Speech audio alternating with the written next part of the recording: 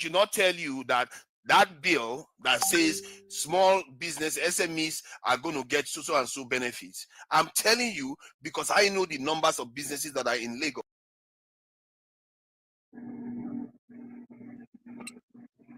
So you Nigerians come in here, take the conversation from a general point to some obscure solipsistic bullshit about Nigerian taxes and Nigeria this, Nigeria that. You ignore questions from the other panelists. Complete lack of self-awareness and worst of all, boring as fuck. Get the fuck out of here.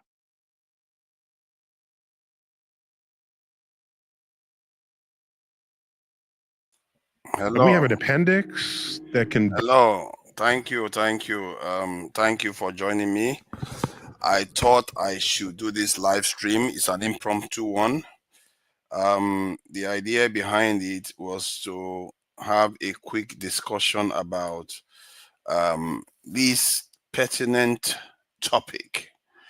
Let me wait for people to join. I'm currently on to Niger. Let me put the link in the chat. And if Nigerian First, you are there, you can join me here so that we can have the conversation here.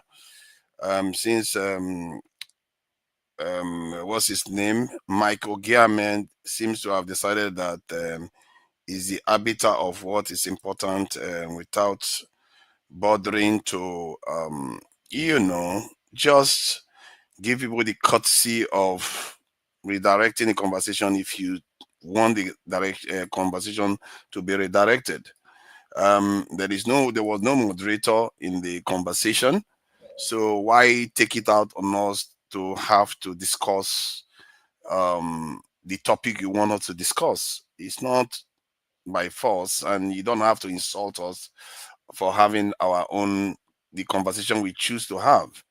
And I don't understand why we do that. We are supposed to respect each other, and I'm quite disappointed, but you can't account for people's behavior.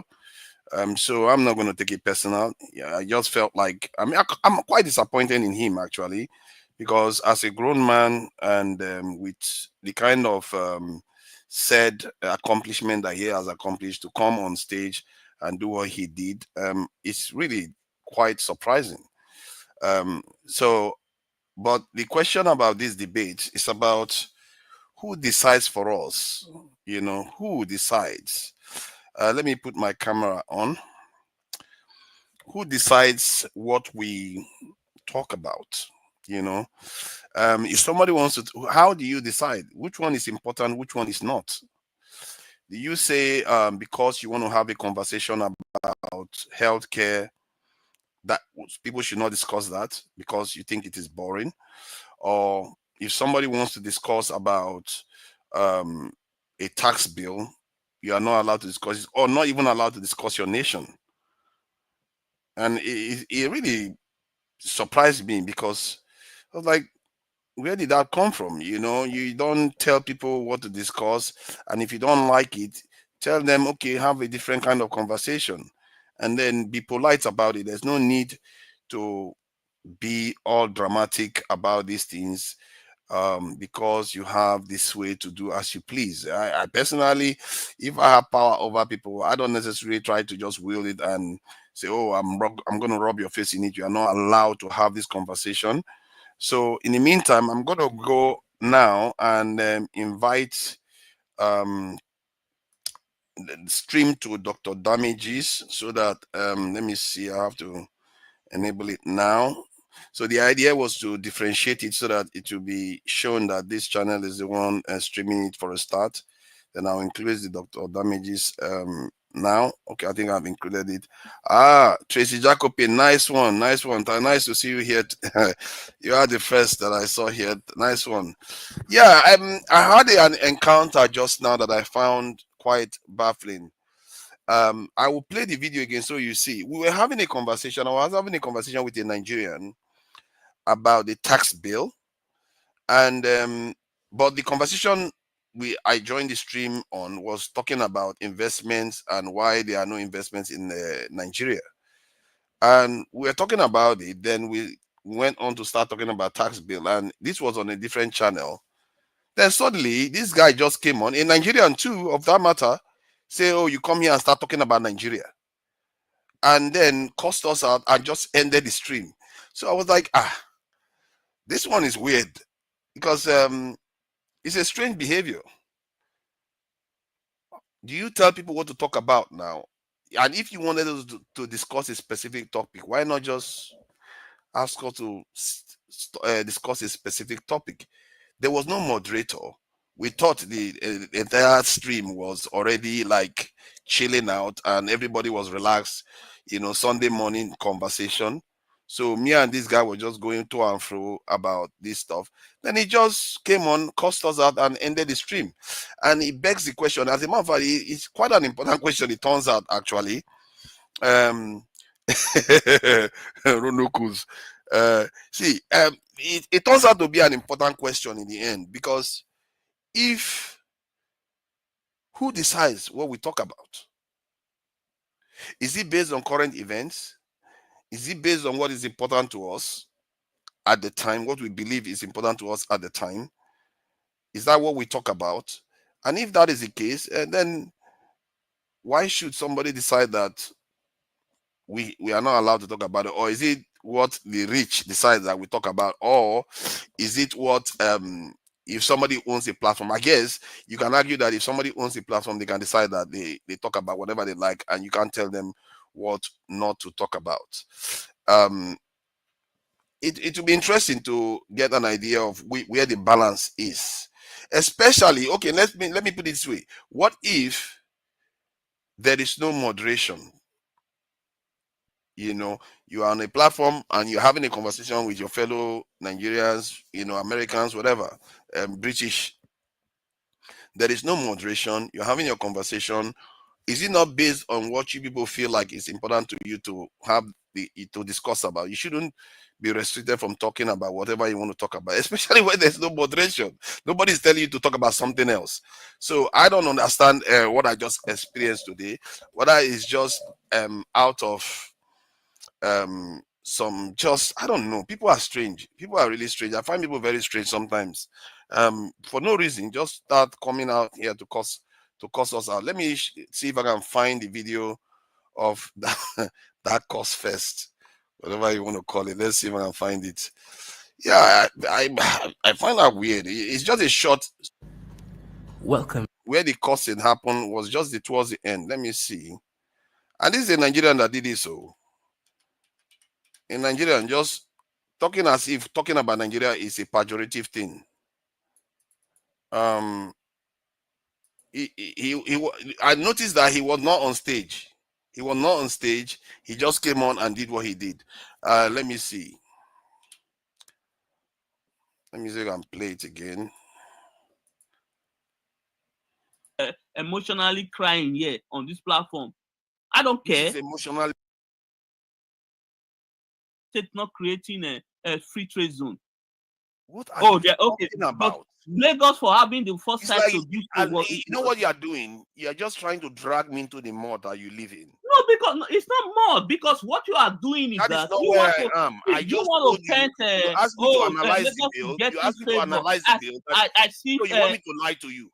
I should not tell you that bill that says small business SMEs are going to get so and so benefits. I'm telling you because I know the numbers of businesses that are in Lagos.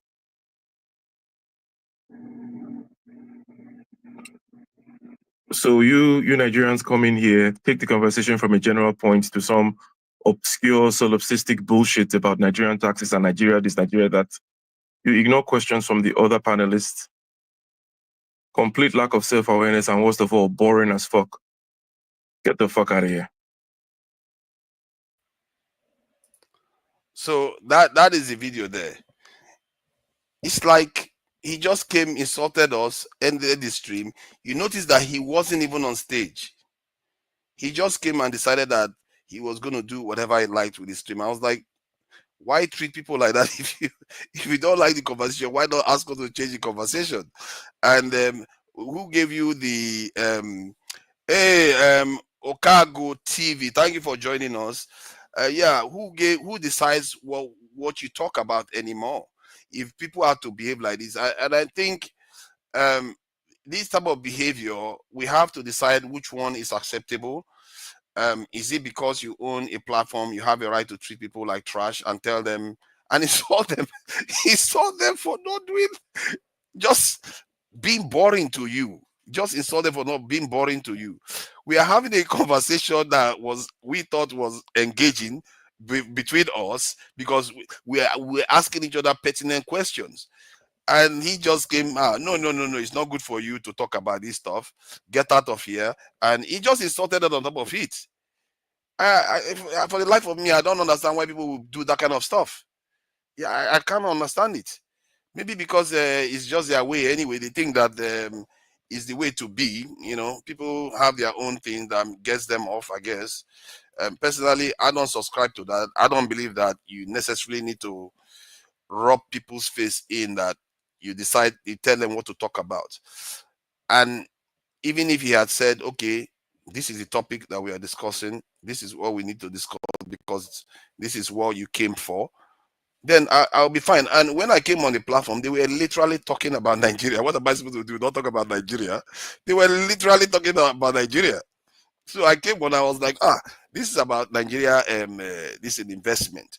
So I started asking the guy a question, why is the Nigerian government not investing? Why do you think, and all the rest? It was quite funny and, you know, in a jovial way until he got to the tax bill.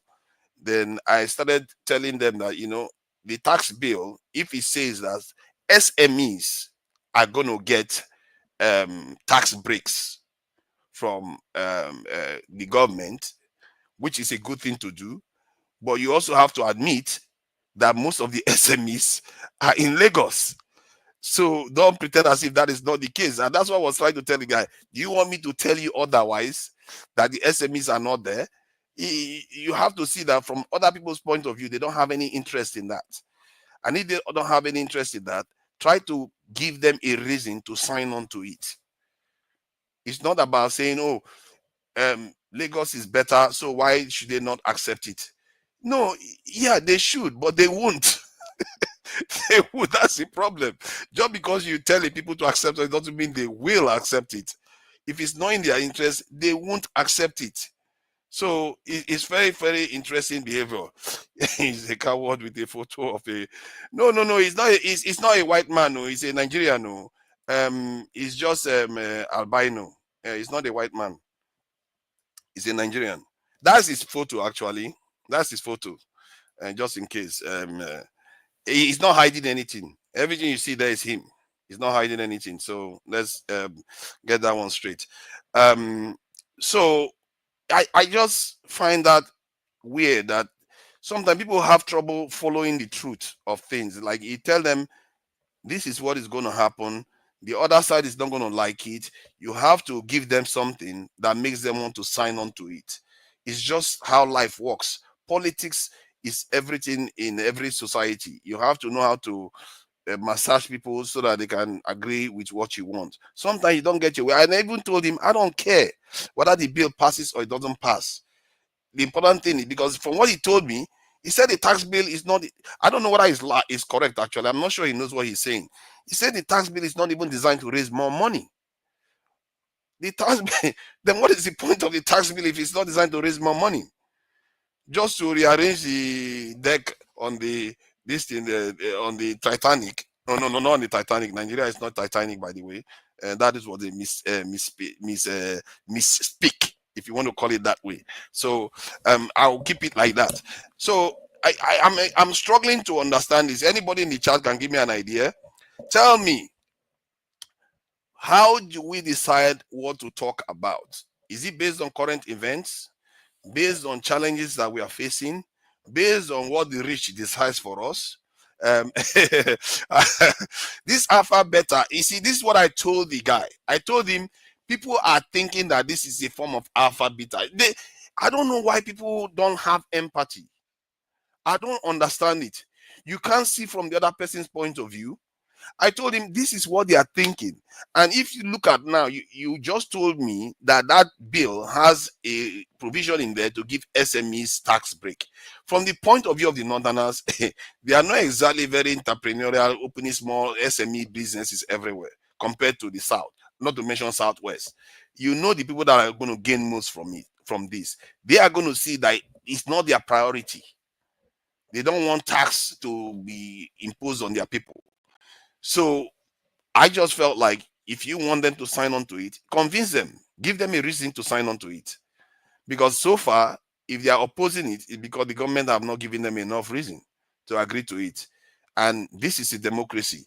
If you have to pass a law and the Senate and the House of Assembly decides that they're not going to agree with it, so be it. It's not by force. Reality and interest. Reality and interest. What does that mean, Star Wars? You can explain that to me, because I'm not very sure what reality and interest means. If you explain that to me, I will engage on that. I know for sure some people don't feel comfortable with the bill. Personally, it's neither here or there. If it's not designed to raise more money, it's neither here or there for me. I wish it was raising more money. What is the point of changing tax bill if you're not going to get more money from it? Because I want the federal government to have more money to spend for the country. And if the federal government raise more money, because they are able to raise more money, they can be able to leverage it to get more credit.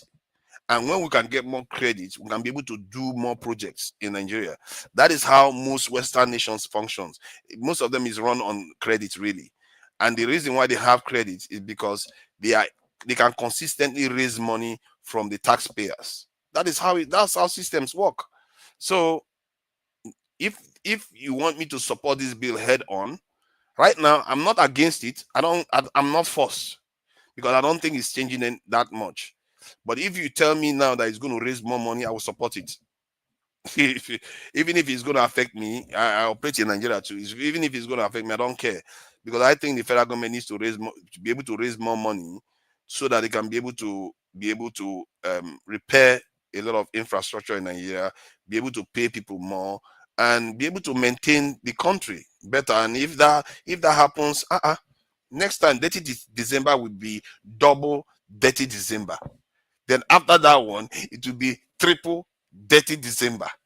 Soon, it's not going to be triple 30 December anymore. It's going to be triple January, triple February, and Nigeria economy is going to be doing better and better.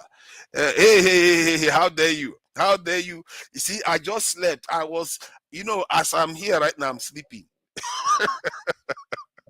I do sleep. Oh. You know what? For some weird reason, I didn't feel very sleepy. I think it's because I slept before the show yesterday. So, and I was awake. I think normally I can be awake for 12 straight hours easy. So the sleep is going to hit me after this session. I'm not going to stay long. The sleep is going to hit me. Then I'll go and chill out. So it's a very serious question that is more suited to people talking about it, who decide what we can talk about, and what is important and what is not. I think the art of deciding what we talk about is something that I think, people that stream videos, even like Dr. Damages now, he decides the topics, isn't he, based on what is going on out there. So, and if you pick the right kind of discussion, your audience will either gain a lot more from it, or will just gain a little, just very little. Sometimes just waste their time. A lot of videos online are total waste.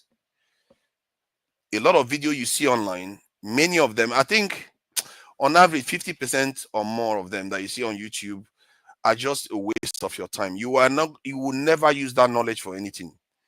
You just have it in your brain and it's going to be there and disappear with you. So what is the use of that information? And some of the information is even redundant. It's just repeating itself. And sometimes I am one of them. I fall for that too. Man, this is a sickness. So YouTube is a sickness. You go online sometimes, you watch one video, the video takes you to another one. The algorithms keep dragging. Before you know it, you spend 30 minutes to an hour just watching those things. You mean to wonder, what did I just do? All this knowledge I just gained, am I going to use them for anything? Who decides what you see? What we see these days is often decided by the cloud billionaires now. They are the ones deciding.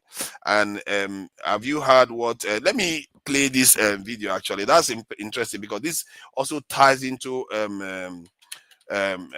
this thing. Meta did recently. Meta, this thing. Well, let me see whether I can pull it up. You know, Meta decided that they are not going to curate comments and posts on Facebook anymore. So that is something that came down recently. So just as people decide what you can talk about, you can also look at it from the point of view, how do you even know what is true? Even when you, what is it that you are looking at, consuming, that is true or false? These things are quite important questions, because if you think about it, when I was growing up, Nigeria, all I kept hearing is that, oh, we need to fix our economy. We need to deal with education. This is how everything is going to be fixed. It's like, but I asked myself, we've been talking about this for a long time. Why was it never done? Why was it never fixed? It tells you that something is missing then. It's been missing for a long time, because if for 60 straight years, we still haven't been able to figure out a simple problem like that, it means there's something we are not talking about. This is where the question of who decides what we talk about. Maybe our societies have been conditioned to talk about certain things only, like how they want to break the country up, like how we have to fix our education system, because there are all those things. While we are talking about all those things, we are going to be missing what is the most important things. Like when I table the discussion about security, how many times, if you go back in our history, have you seen somebody talk about security like that? I, for one, can't remember one person that decided that our security is very, very important. We have to deal with this. I've not had one person. It's always about political issues. Once, whether we want to break up the country or whether we want to cheat this side or cheat that side. That's all we talk about. And who decides these things? It's quite this is a serious problem. He said, I think, is it? Let me see what he says. Meta scraps. Okay, let me play this so you guys can see.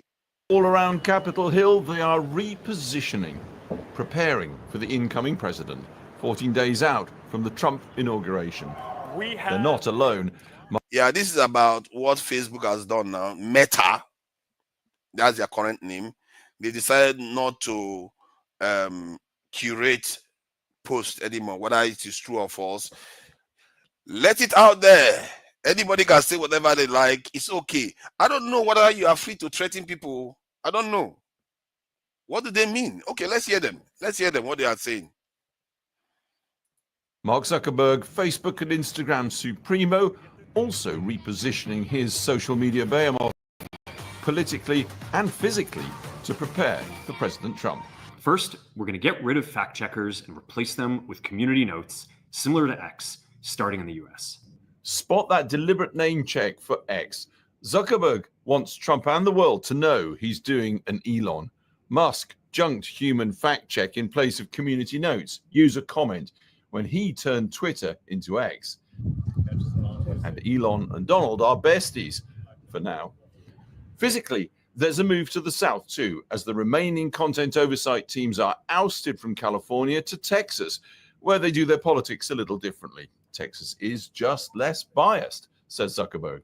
As we work to promote free expression, I think that it will help us build trust to do this work in places where there is less concern about the bias of our teams. Yup, concedes Zuckerberg, there will be more bad stuff, as he put it, on his platforms. But hey, the platforms will be more aligned with the incoming administration, which matters. Zuckerberg needs that to join Trump in attacking EU laws where stricter content controls still apply. We're going to work with President Trump to push back on governments around the world that are going after American companies and pushing to censor more. Europe has an ever-increasing number of laws institutionalizing censorship and making it difficult to build anything innovative there. Of course, Zuckerberg has swung the other way before now. Mr. Zuckerberg, why did it take our whistleblower to force you to testify at all? After Channel 4 News broke the Cambridge Analytica scandal over data misuse, he went before Congress promising to clean the act up and bring in, guess what, proper human fact-checking. Today, though, the simple question hangs in the air. Would Zuckerberg be doing this if Trump had lost the election? The president-elect welcomed it all, of course, this morning. I think they've come a long way. Meta, Facebook. I think they've come a long way. I watched it. The man was very impressive. I watched it. Do you think he's directly responding to the threats that you have made to him in the past? With Probably. Yeah, probably. And back on Capitol Hill, those preparations, well, making Donald's day great again has just become a little easier for the inauguration by $1 million donation from, yes, Mr. Zuckerberg's Meta. Well, I'm joined. So as you can see, the billionaires are deciding now that they are going to decide what we see and what we don't see. This is a very, very, it just shows you that our reality is often created, that is kind of controlled in a way. What we see, what we talk about, because what you see is what you talk about. What you hear about is what you talk about, isn't it? If you don't hear about it, you don't talk about it. Now, they decided that they are going to remove the gates and let everything through so that we hear all kinds of craziness, all kinds of conspiracy theories. God knows where this is going to lead. But all our politics are, what is it that you are talking about? Tonight, I advise you to spend more time in books. To moderate requires understanding of history. You are not helping your followers. Stop being selfish. You see, when we do this, what we do now, everything you said there, you didn't give me one iota of what I said that was wrong, that you disagreed with, and stuff like that. There's nothing there. I think when we criticize people, we should, try to be more a kind of have something to say about that criticism. Don't just make blanket, you are rubbish, you don't know history, you don't do this, you don't do that. Give them constructive criticism. You know what? I do listen to criticisms. Maybe I might dismiss it now, but I do think about it. Like, if you give me a constructive criticism, something that I can fix. You say I should go and read book. What book? What is it that I don't know that you are telling me I don't know? If I go and read the same book that you read, I can bet you what you got from that book is likely to be different from what I got from the book. You see, because what I look out for is different from what you are looking out for. Ovier, we know you now. Ovier likes to look out for the power moves. All the power moves, Ovier likes to look out for them. Look at that. That guy, he's so smart. Look at how the power moves he just made. But I will be looking out from the point of view that, hey, this is what they did. This is why our country is not been fixed. We have to do this to circumvent this knowledge I just learned. So what I pick out from there is, how is that going to help us survive? That is what I pick out from books. And I really encourage everybody, all our people, if you are reading book, nothing is more pertinent to look at from in that book. How is it going to help you survive? How is it going to help you and your children survive into the future? Nothing is more important these days. Because if you have a future that is not guaranteed, you don't have the luxury of doing anything else. Oyibo people, they have that luxury. They are relatively assured. Even if they sometimes act as if they are not, they are relatively assured. But we are not. We don't have that luxury. So if I read any book, what I'm learning from it is, how is that going to help our people do better? How is that going to help our people so that whenever they want to travel, they don't even need to apply for visa. They will get on the plane and travel like other people. How is that going to help our people so that when they go out anywhere, they are not always at the bottom of the totem pole? How is that going to help our people so that when our people are in their own land, minding their own business, other people are not going to decide that, you know what, this land belongs to us. We are going to carve this one up. We are going to do this one that way. We are going to take this one away for slavery. No, we don't want that. Learn from history. It's not, history is there for a reason. It's for us to learn from it. So if you say I should learn from history, all our politics, that is what I want to learn from history. You see what I mean? This is may your days be long. You too can see through to Nigeria's shallowness and lack of substance. See, You too reason for surface level. I don't know why people say I too reason for surface level. Give me the deep one now. Give me the deep one. That deep one where if I hear it, it's going to mystify me like crazy. I want to hear it too. You see, I'm an open book like that. Give me the deep one. Let me see. I want to type because I think we need to move to Niger sooner or later because I want to finish the stream on Niger so that people can come in without camera on and have their conversations. Let's see. To continue viewing, please join us on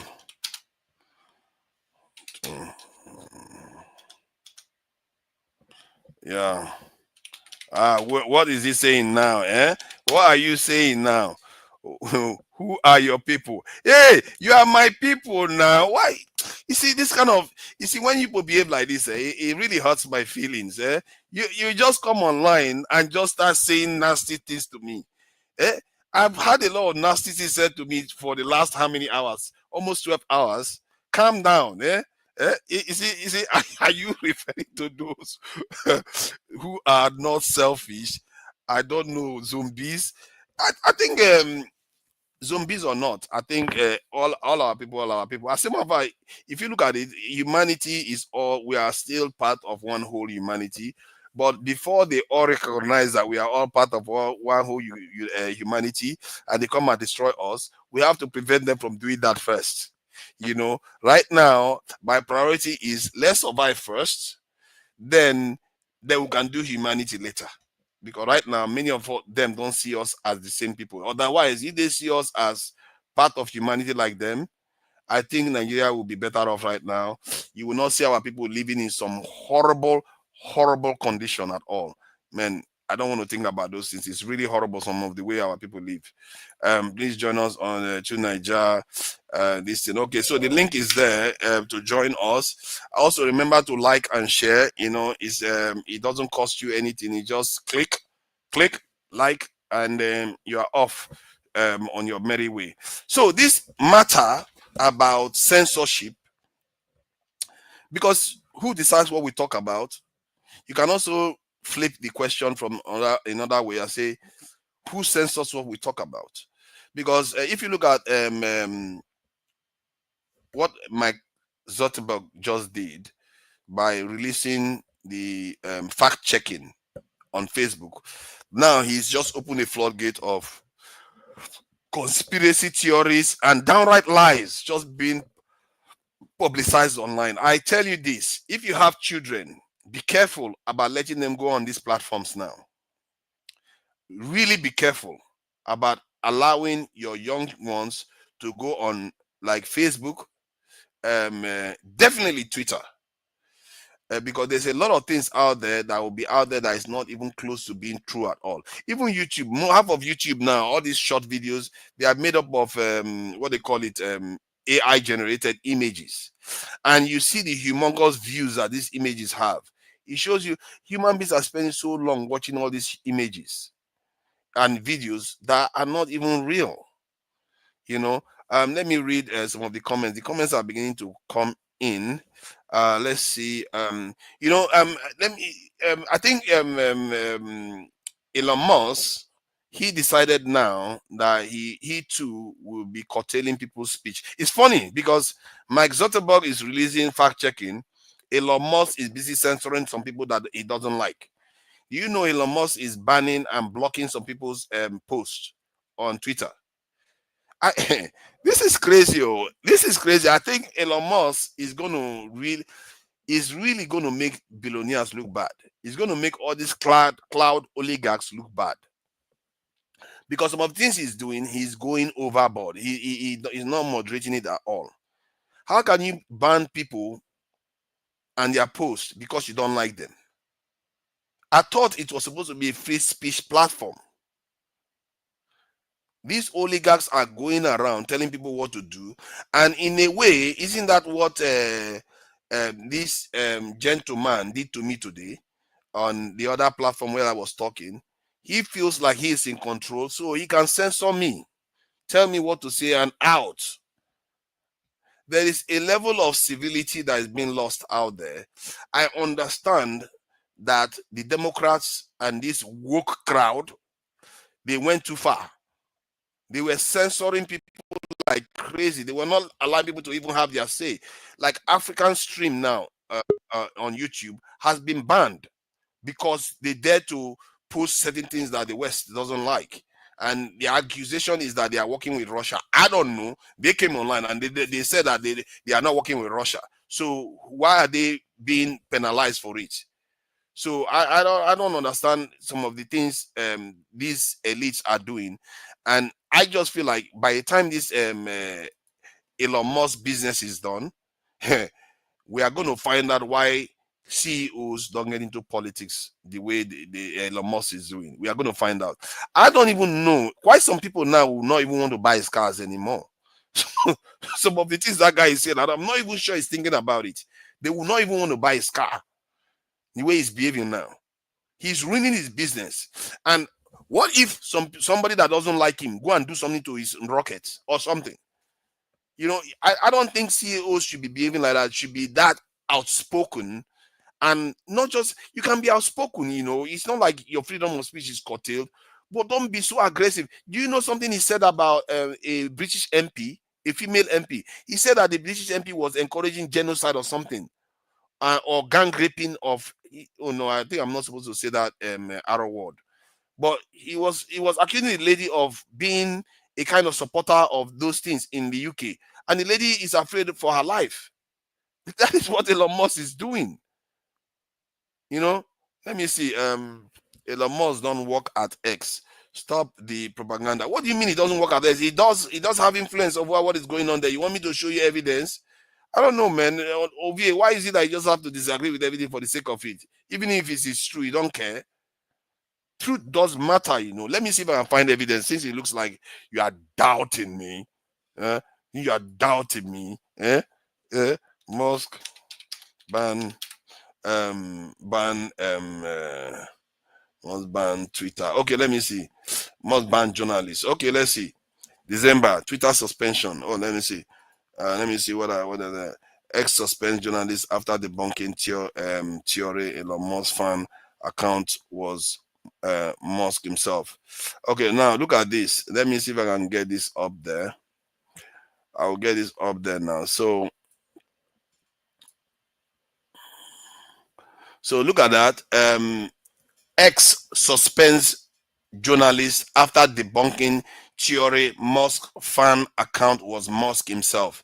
So they suspended him after he revealed that the fan that Musk is claiming that he has is actually Musk that is doing it. You know, I have to give it to Musk. You know, he's really a twin of Trump. You know, he's a twin of Trump. He really behaves like Trump. I don't know whether he's mimicking Trump or he is maybe that's what he truly is. I'm not so sure, because he has not really shown this level of, you know, how do I describe it? Incoherence. You know, incoherent. Maybe he has to an extent. Yeah, you have to admit, maybe he's been like that, you know, with all those cryptocurrency, Bitcoin, you know, things that he did have some, you know, up and down antics. But it looks like he's gone through the roof now. He's just gone through the roof. He's doing it everywhere now. He's attacking people in Europe. He's attacking people in America, South America, everywhere. He's attacking people. Funny enough, the only people I've not had Musk attack is the Chinese, which is interesting. That surprised me a bit. You know, it tells you that the guy, no matter what he's doing, he still knows where his money is. You know, he's not playing around. Again, spend more time in books. Look at that. Spend more time in books. Do you know how many books I read, mister? This guy, you don't know. Go to tech feudalism. Go to tech feudalism and stop the foolishness you are spewing. What is the foolishness? In short, that there's no point reading it. There's no point reading, because you don't even go to the point. You just say stuff. You know, I don't know. Should I coin a name for this type of characters that just say stuff without actually getting to the point? I'll find a nice name for it, because I think there are quite a lot of people that do that. They want to criticize you, but they don't exactly give you any precise thing that you said that was wrong. You just told me what I said was rubbish and all the rest. I gave you a proof. Where is your own proof for what you are saying? You know, this is why this topic is quite important. And that image of the blindfolded archetype, you know, deciding how do we decide what to talk about? Because people like Ovie will say, "Oh, don't talk about this stuff," because no, but there's no reason. Don't talk about it. You are not making sense. That's all they are going to tell you. They don't care about reason. They don't care about truth. All they care about is what they don't like and what they don't like. If they like something, you talk about those things, they will praise you. If they don't like something, you talk about it, they will lambast you. Where is light? Where is truth in all this?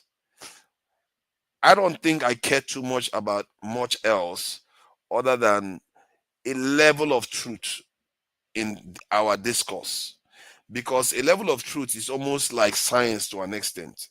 You go for the truth, and because you are going for the truth more often than not, you are more likely to get the reward out of life itself. Life favors truth. It tends to favor it. We don't know how it did it, but life favors the truth. All religions, when they keep telling you about seeking the light, there's a reason why they talk about the light. The light is truth. That's what it simply means. Pansat, I think thank you for joining me. I'm not sure why you joined me today so early, because thank you for coming in. So what do you make of this discourse? Because originally what triggered this was my presence on a different channel where we're having an interesting conversation with a fellow Nigerian, and you know, somebody that I know on that channel that I used to know that I thought was just normal and relatively an okay guy, just came on and insulted us for talking about Nigeria and shut the stuff down and cussed us out. And because you know, yeah, I played this video earlier on. He's just somebody that, you know him. I think it's Ike Ogiaman. You know him. So he cussed us out for there was no moderator in the conversation. So it's not like the moderator was telling us talk about this and we are refusing to talk about it. So we're just having our own conversation while it's like a Sunday morning chilling out, having conversation. He cussed us out. And what that reminded me of, instead of me to just go back and start getting upset about it, I just thought about it from the point of view that I might as well channel it to a positive thing and think about what does that even mean? Is the albino guy, right? Yeah. Okay. Well, I don't know what happened over there, but I believe that your approach to channel into a positive thing is the right approach. It's a mature thing to do. There's no need to let any online activity, you don't know what's going on in his life and stuff like that. Usually he's an okay guy though. Yeah, But that's what surprised me. Yeah, but so is it that serious? What is it? What were you guys arguing about? No, we didn't even argue. We didn't even argue. Like because he seems to have the back end access to the channel. Is one man show? No, not one man. You know, Keizo. So okay. He seems to have access to the back end. So we were just having conversation. He was not even there. I think I saw him in the chat once. I didn't notice him, whatever he was saying there. So he just came on the live where we are on and said, you people are just coming here talking about Nigeria, boring and stupid and something like that. Then just shut the channel down that we should just to get out. Then on the backstage, he just kicked us out at the same time. I'm like, wow, that surprised me. Yeah, he's not a novice. You know, he has some shows. I looked at some of his shows he's done in the past. I thought one of them was quite interesting. He was doing a lot of shows on physics. Yeah. Right. So whatever it is, it might be a gag. It sounds like a gag, right? So it's not like somebody who's new to hosting a show. And I know he is quite generous in supporting some of these Nigerian channels, like One Man Show. He contributes money there. Mm. So no matter what it is, so don't let it go to your head. He cannot tell people not to talk about Nigeria, but it is quite boring talking about Nigeria. You know, there's nothing we can actually do. Then ask us to talk about something else. If you right. if you are the moderator, you want to come in and say, okay, you know, we finished the conversation about Nigeria. Can we move on to something else? I would understand. We I didn't agree. know. We're Yeah. just doing our own thing. Nobody was there. Right. We're just I minding our agree. business. It might be a gag. So your original thoughts about, Maybe. Yeah, channel it into something positive. I'm here because you're here this time of the morning. You know what time it is here? It's 6:10 in the morning Pacific time, our time in the United States.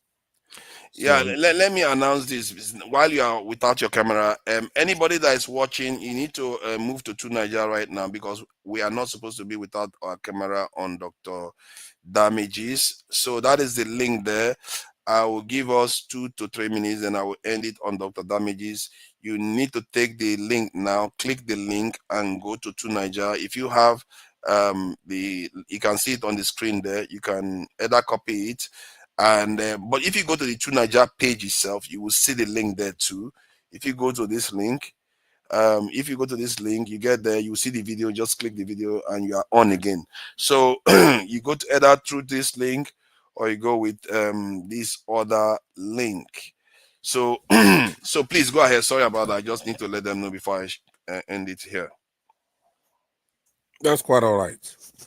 So what do you when you think about channeling yourself into a positive energy on a Sunday morning before the damages come on, do you want me to interview you until other people come in here? I want to interview you.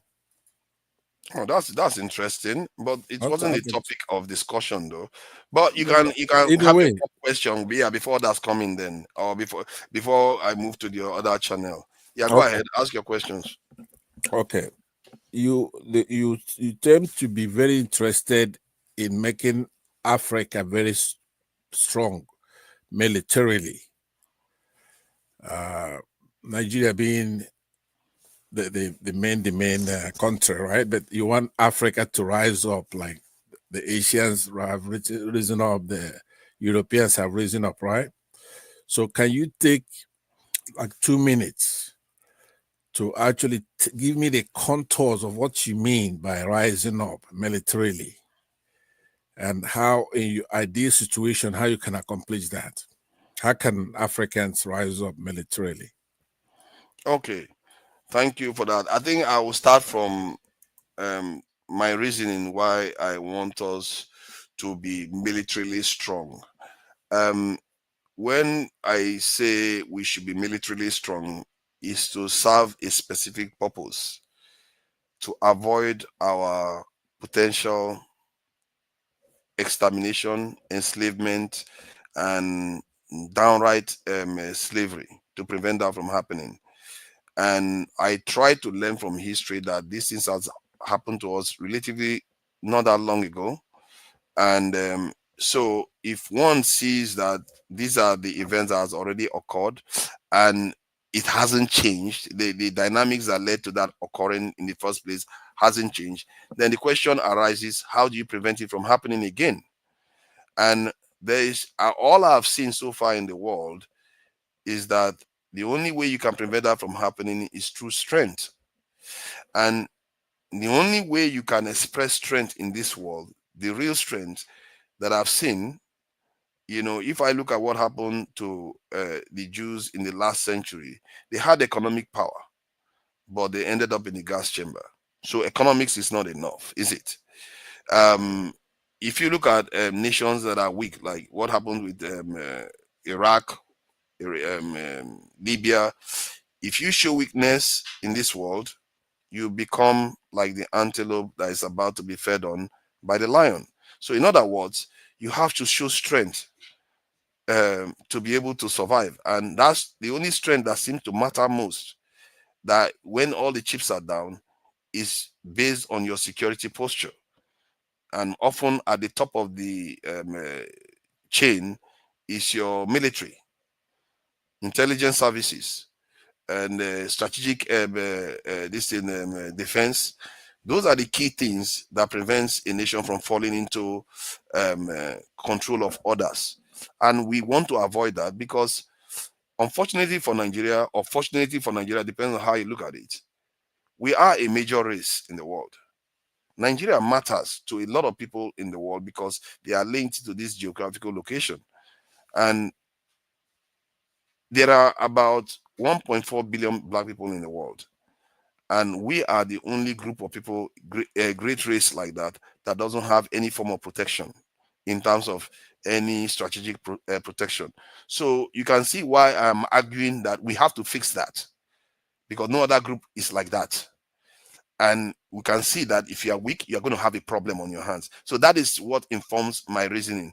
It's not because I'm just in love with the military. I want military. No, what inspires me is that I don't want our people to die. Period. Okay, well, that's laudable, right? So now we'll get to the practicalities of it.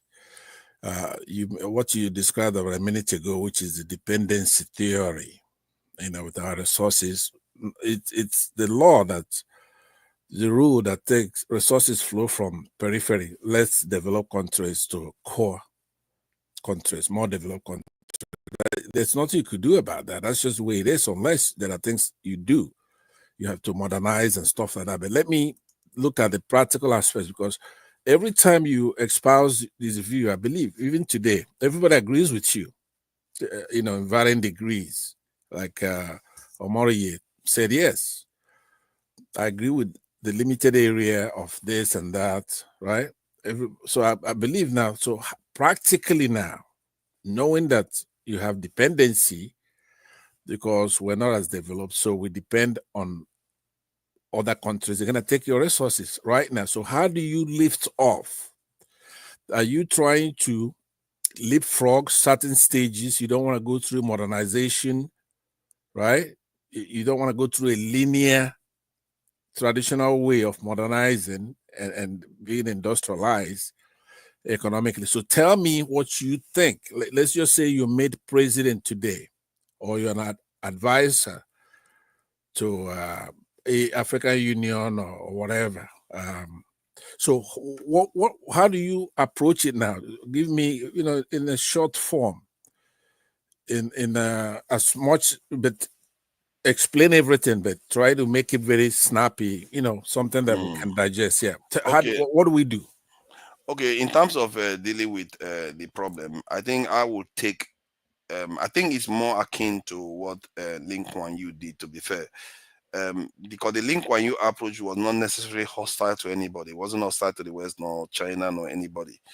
But his approach was that he wants to build this nation up, and whoever wants to mess with them, they should be prepared. In other words, that poison shrimp policy that he pursued, I think it was a clever idea, because his policy was like, we want to build our country up, and if you feel like you want to mess with us, we are going to mess with you too. So leave us alone, period.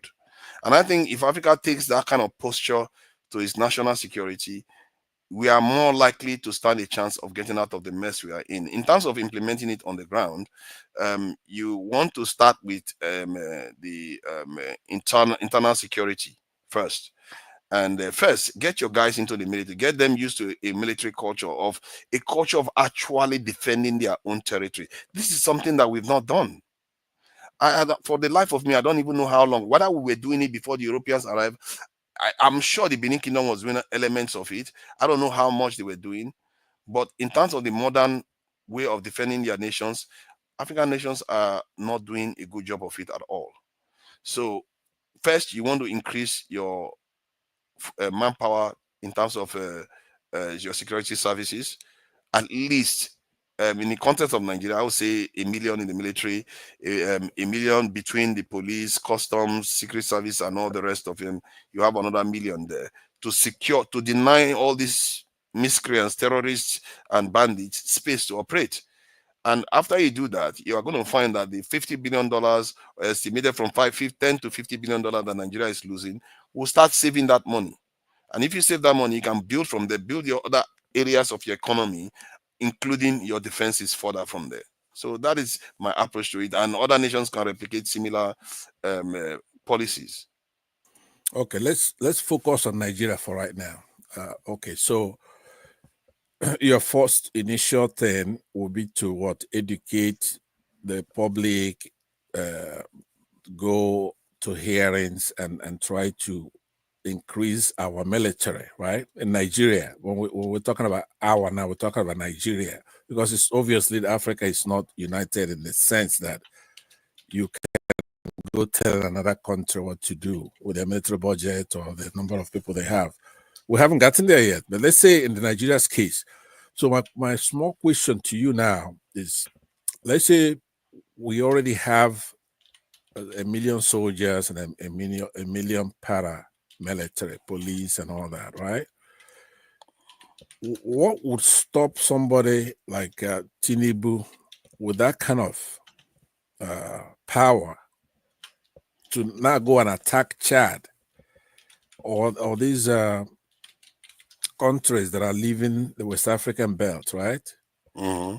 On behalf of France? Let's say he already has that kind of resources, enough military power to attack one of our African countries and go that way.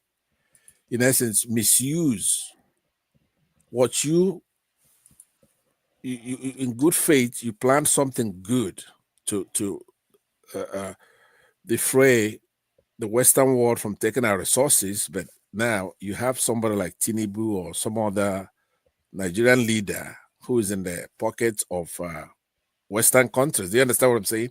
Because he didn't attack Chad because it's probably going to be difficult. Obviously, Northerners don't want him to do that. But if he actually has a million military, he has drones, he have aircrafts, he have soldiers, then what? How do you stop Africans from doing what Africans normally would do, which is not to be selfless?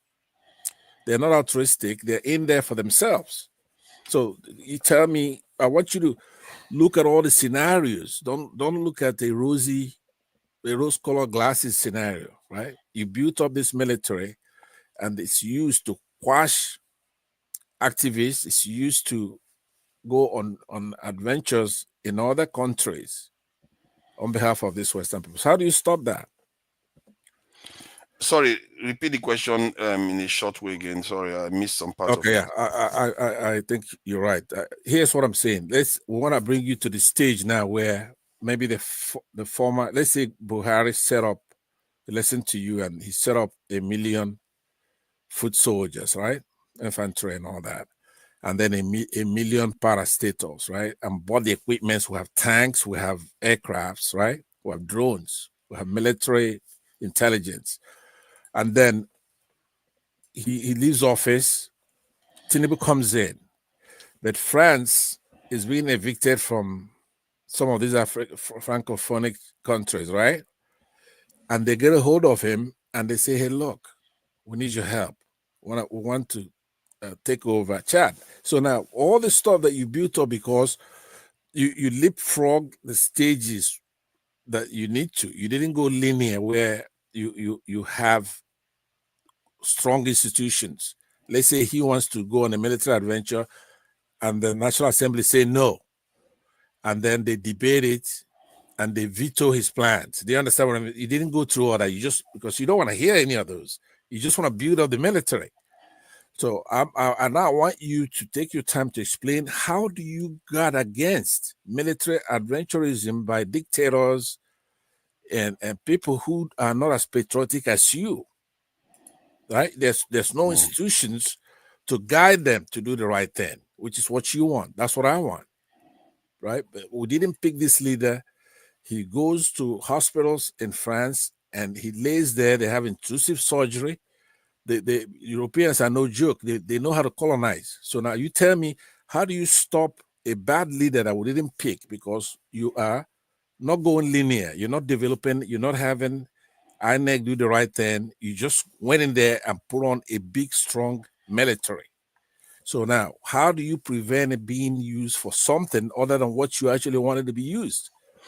You see, I've come to realize that, one, a knife is a knife. And as long as your people have a knife, you still have a level of being able to protect your peoples from potential harassment from others or blackmail from others. That's one. So an example of what I'm talking about is like you have a dictator, terrible guy, but still your nation is strong, able to defend itself. At least you survive. You might have a dictator for a while. You also have a good leader for a while. Even in democracies, you have terrible leaders for a while, and you go on to have good leaders for a while. So, but in terms of mitigating the chances of this happening, of course, you have to start from ground up. I subscribe to the idea of transparency with the people. You have to be transparent with the people. If you want things to actually improve for your people, you have to be transparent with them, because we have a lot of trust deficit in our politics. And in terms of accountability, you have to increase that, law and this in order. However, the most important one is the politics itself.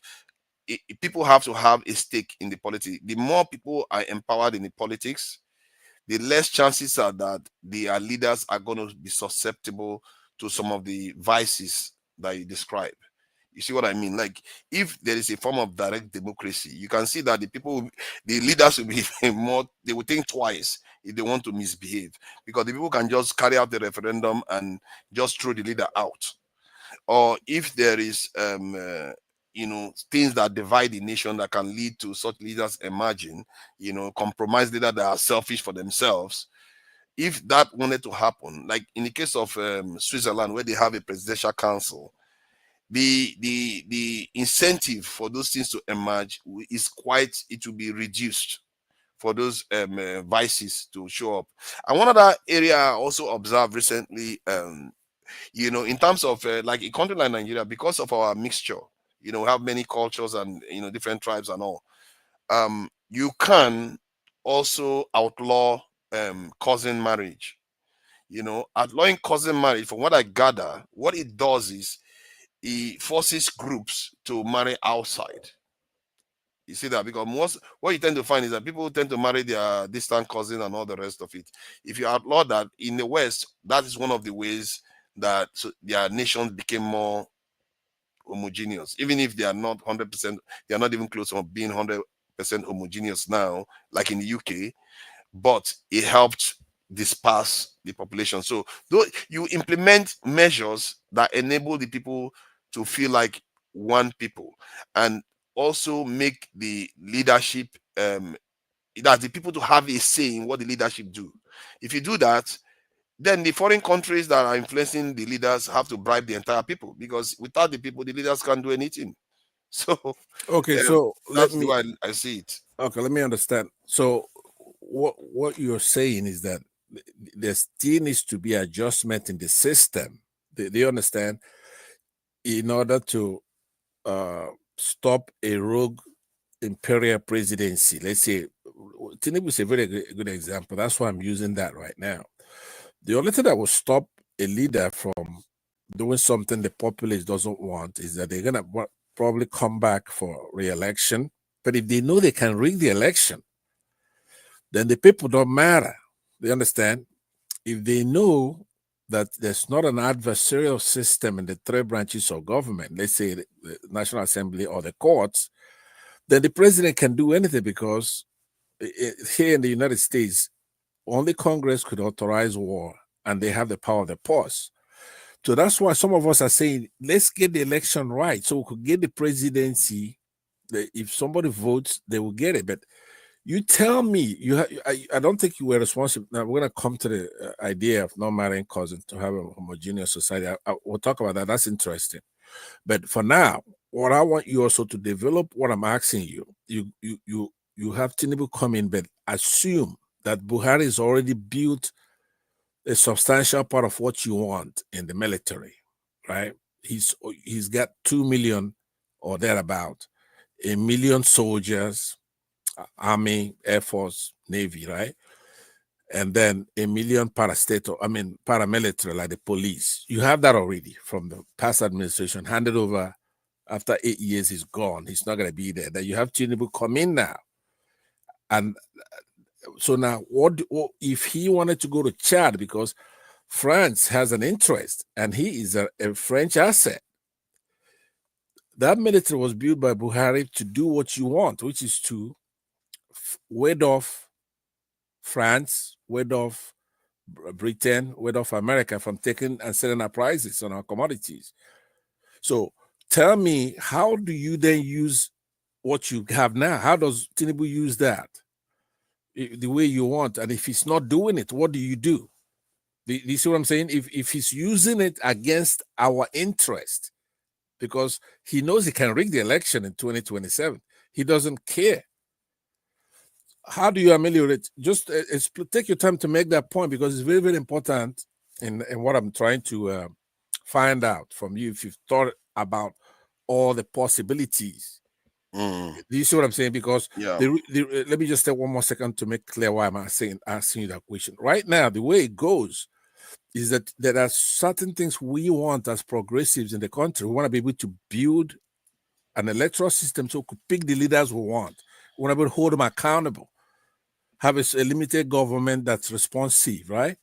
So that you have three branches of government that are adversarial to one another. In essence, we need to modernize, we need to educate the population, we want to have food, we want to have schools, we want to have research, so that the population will be smart. But you don't want to go in a linear way.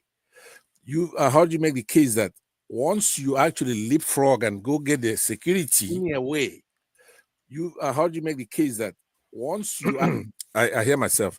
So tell me what the benefit of leapfrogging and getting the security before you actually have the structures to control that military to be used for what you want. One, there is no guarantees on how you control the military. Is the circumstances sometimes can lead to nations experiencing upheaval. I actually subscribe to the idea that America may experience upheaval in the coming years, and if they to prevent that, they may want to go into another war to prevent that from happening at home, because of the trends that are going on demographically in America.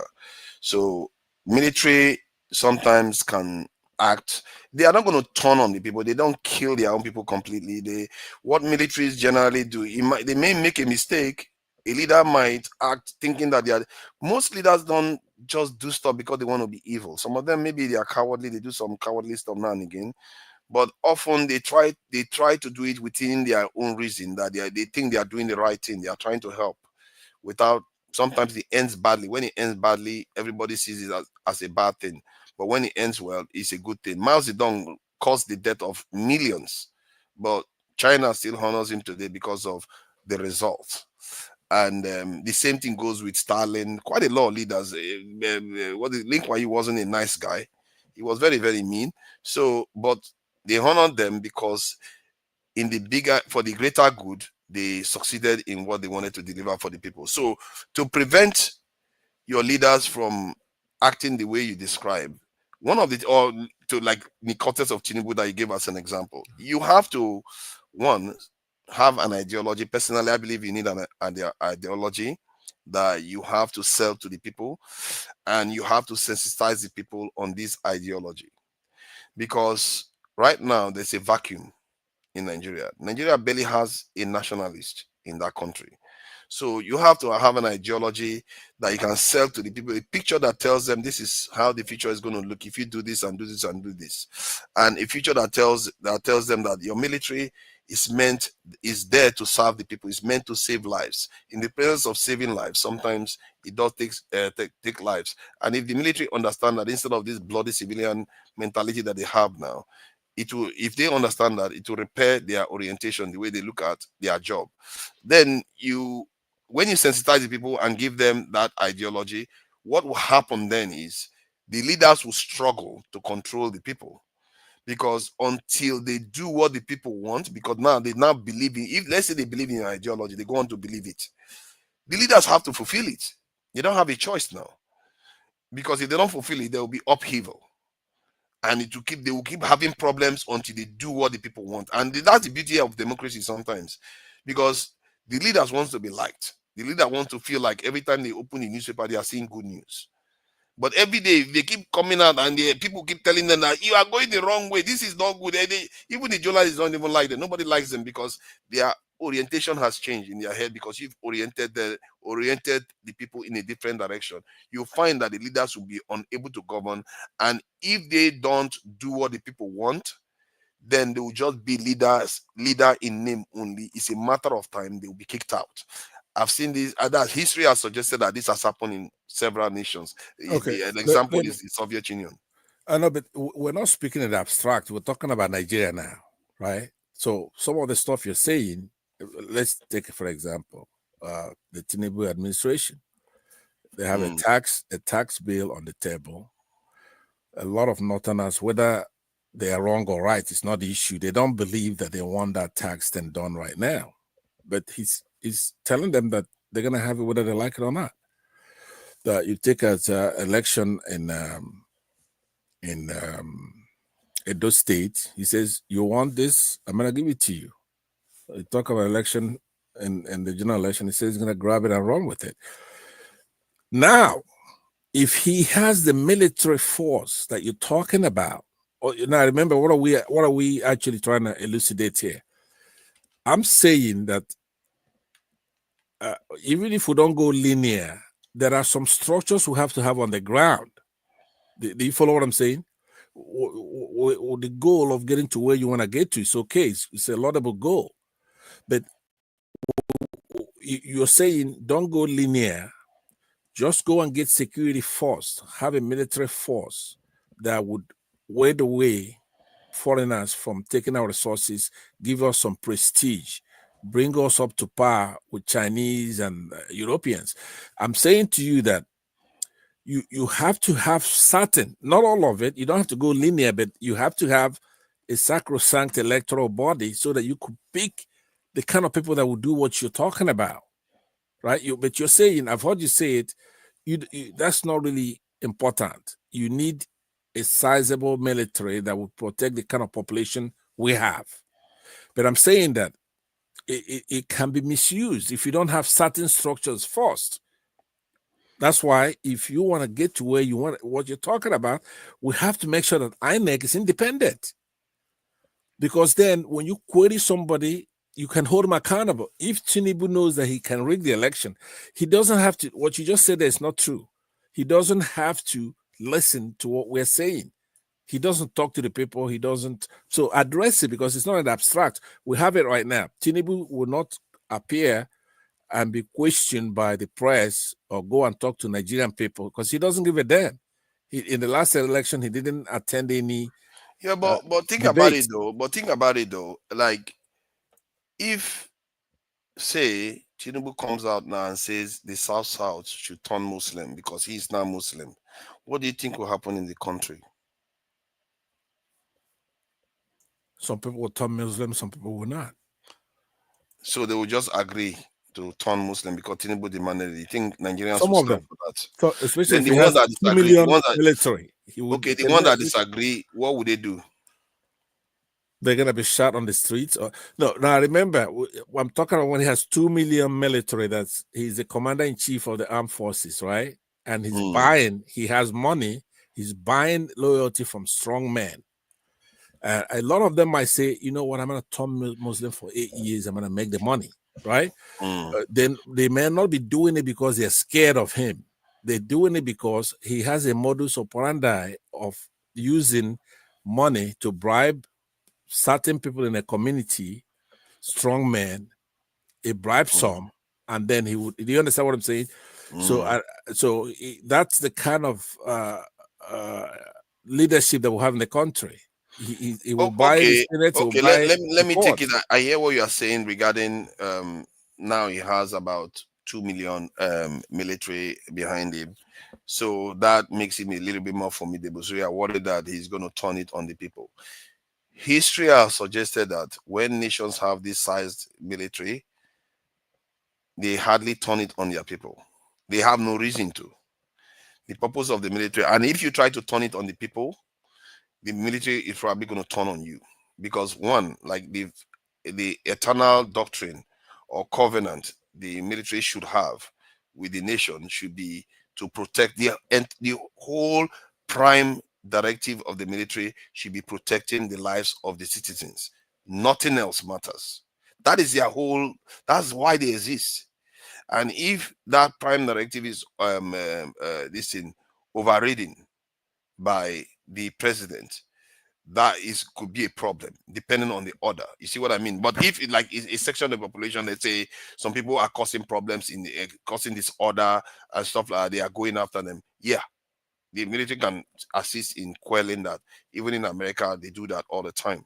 But if it's like an order to go after a certain group, let's say a certain religious people or tribe or something, that will be against the prime directive of the military. And the military is made up of all groups in the country, and you can see that that will be easy for them to say, you know what, no. History has suggested that militaries don't do that, except those people represent a threat to the nation, the group let itself. me just interject a little bit that you continue, because I took that extreme example you gave. Obviously, Tinubu will not do anything like that. He doesn't have that kind of interest, like jingoism. But I understood what you meant. It's a poor example, but let's just use it for now. You said history have shown that a lot of the countries don't turn on each other, but I want you to give me some examples, because I would say, for example, Saddam Hussein, who had the Republican Guard, and that's an elite military. They were doing what you're suggesting, right? He was modernizing. He had Scud missiles back in the 90s, and he has the capability, but those people are only listen to him, right? It's like Assad that was just removed. It's like the Libya Muammar Gaddafi. So when you don't have structures, a democratic structure where you have three equal branches of government, but you have a powerful military, you just basically created a dictator. Let's be fair here. Now, Tinubu will not do what you said. He will do other things economically to benefit himself, but he's not going to be there forever. If you build 2 million, 2.5 million, and you eventually get a radical Muslim in office, right, and he has that kind of military power, yeah, maybe he will do what you're saying. Maybe he wants to enforce Sharia nationwide. How are you going to stop that?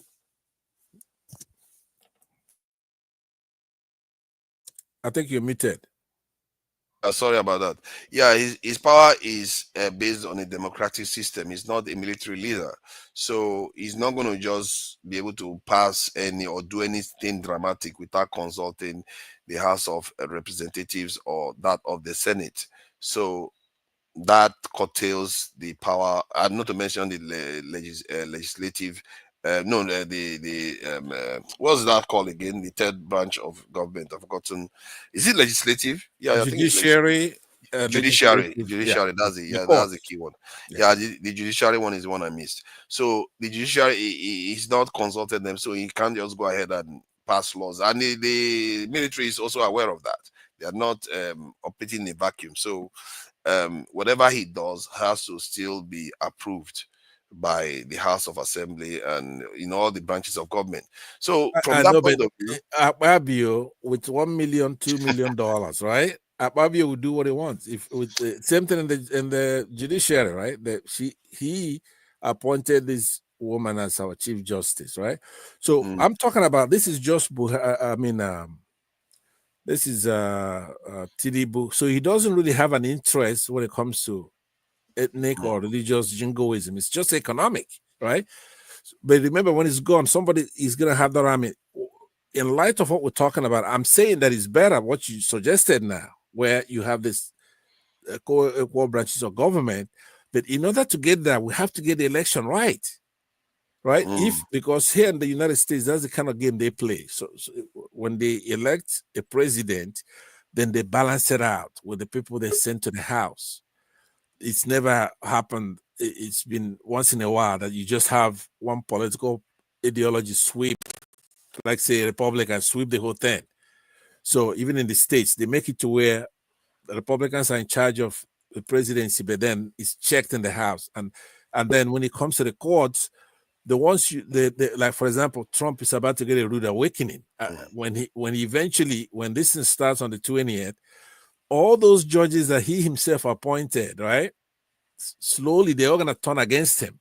Like he wanted now to postpone his sentencing, and he couldn't get away with that because they made him go there and get sentenced. So I'm saying to you now, finally, I'm saying this. It's crucial that we first do what the Labour Party is trying to do, which is to make sure that we get reforms to have our country, take our country back, reform it, make the constitution stronger. Do you understand what I'm saying? Have so that we can then, once we have good people, we could then pick and choose who goes up there, and we have the rivalry. But the thing you are forgetting is that no matter what system you created, the best you can do is to have checks. No matter who you put in there, you always stand a chance of having the wrong person. And then somebody will come out and say, even if you had, let's say, 3 good ones, the one bad one, they will say, oh, the system is corrupt and all the rest of it. Somebody will still come and say that. Just like people are saying today. It doesn't mean that every single president in Nigeria is corrupt the same way. Some of them are a bit better than the others in the way they govern the country, even if by my standard, they have all done relatively terribly. However, in terms of what you are describing, that creating a kind of system, I wouldn't say perfect, a system that limits the chances of selecting bad leaders. What you seem to describe as bad leaders is leaders that are, in your own impression right now, that are bad. You'll be surprised. People elected Hitler. You don't know. People elected Trump. Trump is going to be mean to quite a lot of people in that country, not to mention outside. So democracy is a fickle thing like that. It's not that straight. And like I said, it doesn't matter to me where we are right now. If you are worrying about your survival from other people coming to finish you off, I would rather we have a knife right now than we don't. Because the person that has that knife, which is your military, it depends that has the knife. At least if he's coming after you, it's still your people that are going to survive it. It's still your people that has that power. Like whatever power America has right now, what damage can they possibly do to themselves that makes them still not controlling their destiny? They are the ones controlling their destiny. It's still us. Remember, that military is not stranger. They are still us. Okay. So please, I would rather have let me that say than something have on that. other people control our destiny. Yeah, this is very important. We have other people here now, so maybe this will be on this segment. I want to say that, you see, here in the United States, if you didn't have that separation of powers, right, it would then be, this military will be Trump's military. And he can do a lot of damage with that. Because if he tries that, Congress will defund him, and then the courts will come and say, don't do this, this is unconstitutional, right? In our country, I'm trying to let you understand something. That military, unless somebody like, say, Peter Obi comes in there, right, and set that standard, our people will see what it is to have somebody who obeys rules, somebody who does things according to the law, and set that standard. Until we have somebody come in there and restructure that thing to where he himself is not corrupt, he's going to cut down waste. He's going to, those things have to be done first.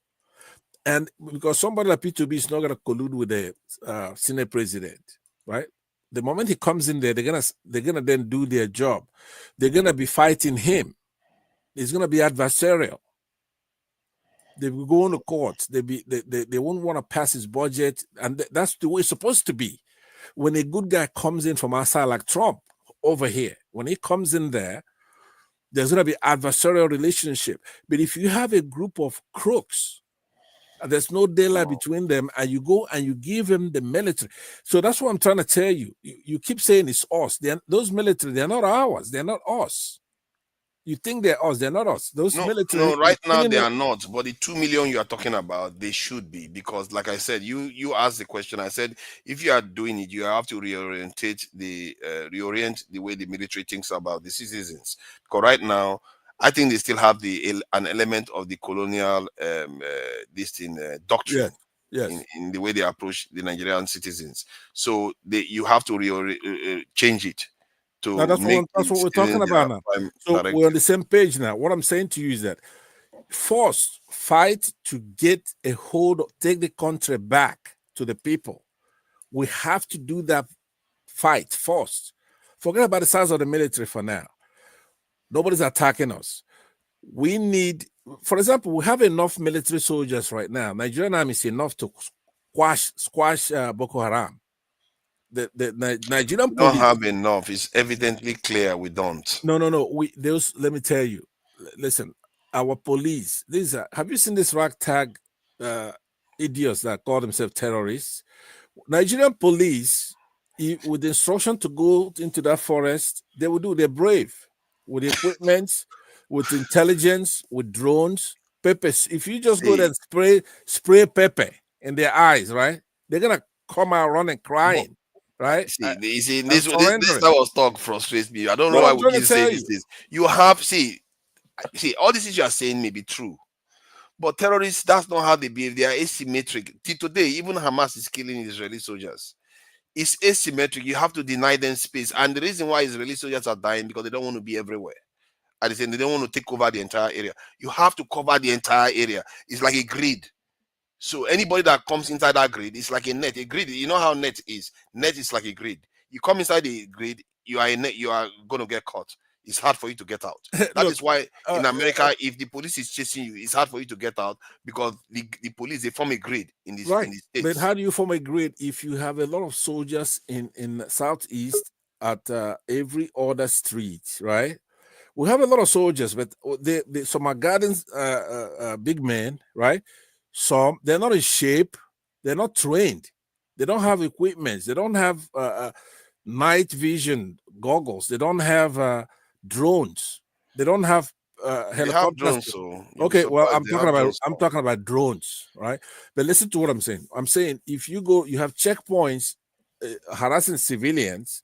There's probably over 1,000 of them in the Southeast. Why?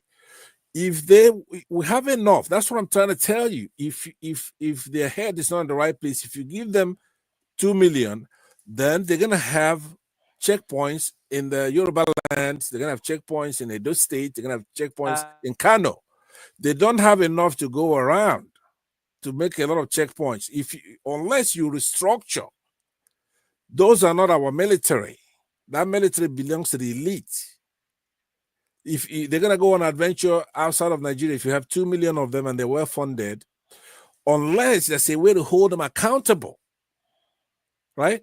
They need to be paid well. They need better barracks. They need to be educated, right? Mm-hmm. So those kind of things is a recurring expense. It's every year, because if you don't fund them well and they're living like animals and dogs, you're just breeding a bunch of criminals. Right, but that is the beauty of it. Now you can fund them well. Let's make this the last exchange so that the other, at least in the meantime, so that others can speak. That's the beauty of the situation, because when you fund them, you are creating jobs and they pay tax, and then because of the value of the service they offer, the country will save money too in the process. In other words, you are going to make profit from the investment you put in them. By doing that, you can now invest more. You keep investing more in them and build from there. That is the idea of securing yourselves. And today, it baffles me why our government is not doing it. There you go. See, AY, the original discussion was about who decides what we talk about. As you can see, Elon Musk seems to be deciding who is allowed to post insulting statements about him or not. Mike Zuckerberg has decided that he's not going to be checking who is telling truth or who is lying anymore. Who else has done? Then today, I was minding my business, having a conversation online. Somebody just came and said, "Hey, get out! You people are stupid. How dare you talk about this stuff? Get off the internet. Get off." So I was like, this one now, wow. This one is too much. Why? Why are you laughing that? Because I watched that. I watched that thing. So I was watching the whole, and unfortunately, I think I got him to react. What it is the conversation is interesting, and it was very inclusive conversation to almost everything. But of course, I do understand Nigeria is like what's happening in Nigeria can also be extrapolated to almost all parts of Africa. But when you sometimes get lulled into a conversation that's supposed to be inclusive, and you have a back and forth with UFC, and then people just start to get off the panel. When you talk to UFC, it's always just Nigeria. And sometimes people don't just want to listen to Nigerian politics. They want to listen to a general conversation about Africa. And Nigeria, yes, it is. Nigeria's depiction is a general, you can extrapolate it to how Africa generally operates. But you need to somehow move yourself away. When you're in a Nigerian spaces, you can keep it in Nigeria. But when you're in a different space, you need to also kind of, okay, this is what happens in Nigeria. I can see how it happens in Africa and everything. So you kind of keep everybody included in the conversation. You know what I'm saying? And I think that's what he reacted. You see, one, we are not the one moderating the panel. I wasn't there to moderate. And they were talking about Nigeria when I came. And if somebody was moderating and said, "Oh, can we get talk about back to the topic?" I don't have any problem with that. But for somebody that is not even on stage to come on stage, they insulted us. It's like it's like, what is that? I don't understand what you mean by insulting. No. I has a lot of power, financial power, but not just power. He has a lot of financial power, and if he gets frustrated, he will say out of the thing. But here's the thing, to Niger. You need to be well. I don't need to tell you what to do. It's what you're passionate about. If you're passionate about talking about Nigeria, you're passionate. No one can stop you. It's down to the moderator, of course. It's down to like this topic. I see it's a very generalized topic. But you and Panzat were having a go at like, how can I fit myself in this topic? How can I get in? Because I don't know Nigerian politics to that extent, and I'm not going to speak over Nigerians about Nigerian politics. You see what I mean?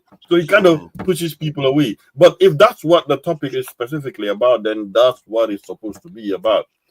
But from listening to you guys, I guess the thing I can say is when a state starts developing first, the initial benefactors of the state are the civil servants, 100%.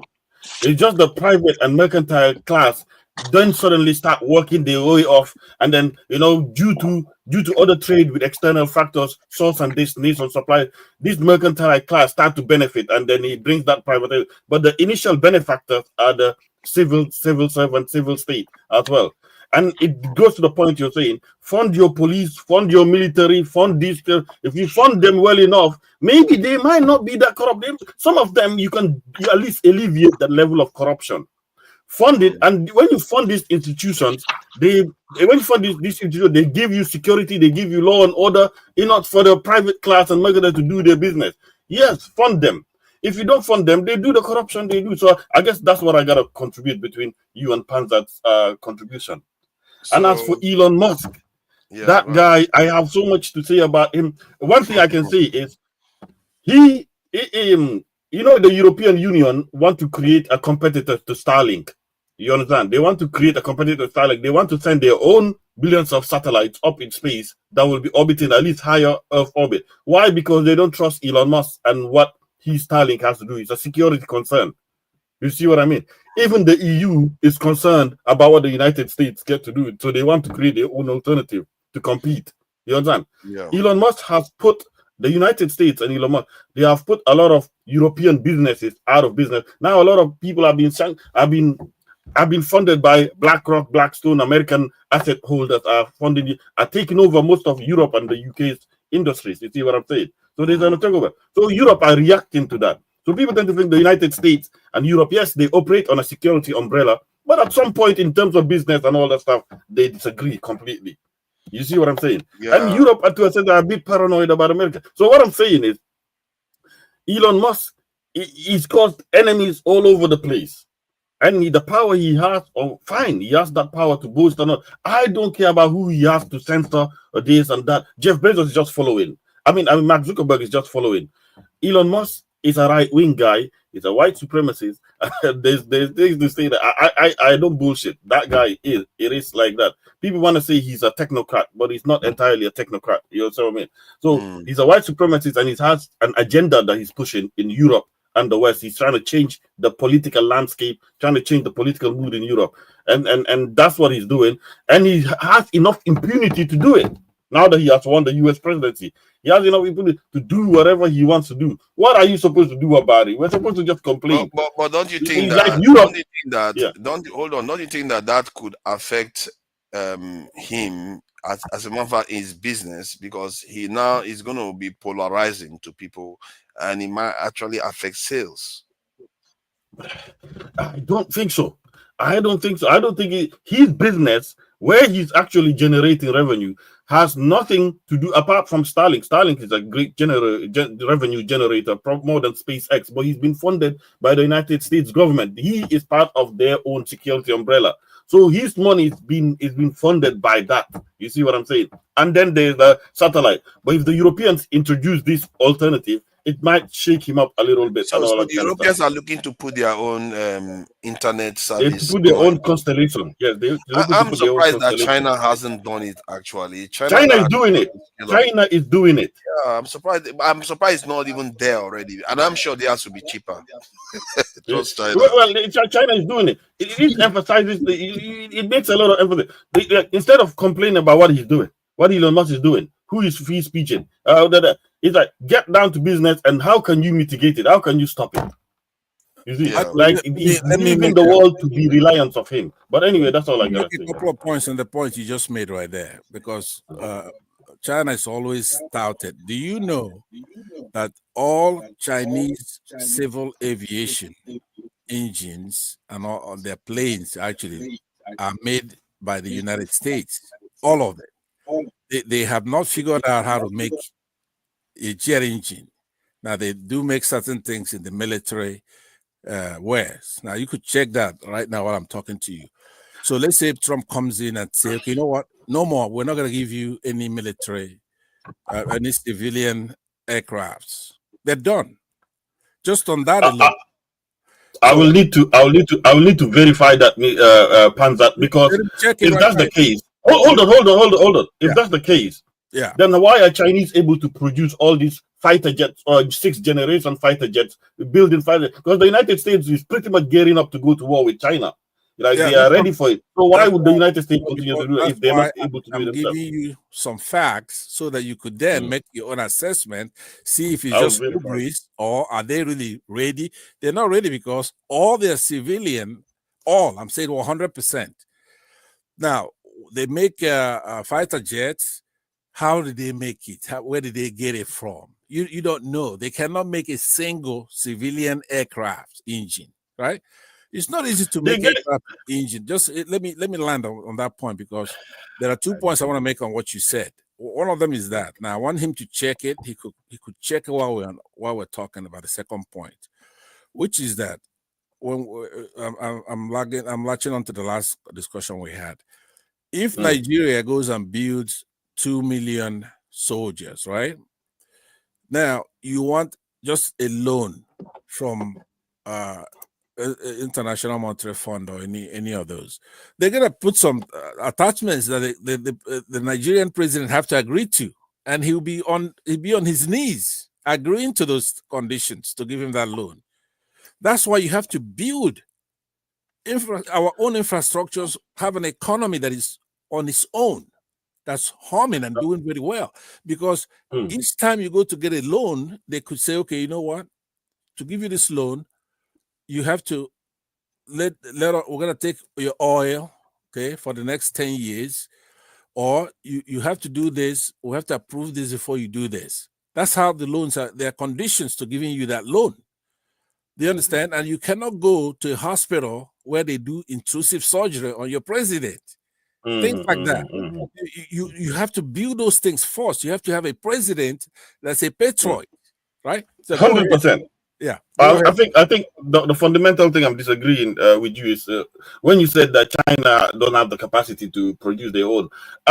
There's two different sectors or silos in which you can look at this. China does have the capacity to produce their own. That's why they're producing their own from Russia. Hold on.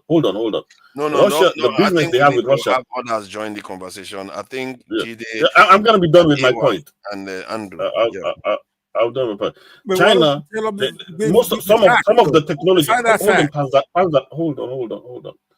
Most of the technologies China gets that the US doesn't provide them, it comes from Russia in terms of nuclear technology and also jet engine technology. So that's where they get it from, right? So the United States are not really looking to empower China in any military sense. You understand? But if it's in terms of economy, yes, I guess the commercial aeroplane cancer, they can do business exchanges and no problem. But the United States will never engage them at such a high security level. But so I'm just fundamentally disagreeing that China lacks the capacity to do that That's because what I'm saying. Let's verify Okay, it. Pansad. Okay, let's allow. I know, but verify the point, then that will make what Pansad, is just hold new. on for a second. Just hold on for a second. Can I chip in, please? Yeah. Let me bring Andrew in. Please, can I Andrew, talk? hey. Andrew is a senior member. You see, also, I pissed him off recently because I did something. So I have to make up for it now. Let me circle back to Go the ahead. let me circle back to the main topic, which is we All right. decide what we talk about, what is important. Actually, that's very interesting because I think some people often, if they don't like a topic, they go against it, which shouldn't be. People can make suggestions as to what the moderator or the owner of the thing should talk about, but not for the. I hope I'm in line with the topic, but not for anyone to decide what is important. I make the decision of what I want to talk about. Now, it may come out boring or it may come out not interesting. So open to suggestion. And it's also important for those who raise such disagreements to say this is not interesting, for them to suggest a topic or to come. Well, not everybody can come on the show. To also come on the show and bring a topic for everybody to discuss, but outrightly condemning a topic. For example, there are those who don't talk about politics on their channel. They talk about different things. They talk about shoes, they talk about jewelry, they talk about.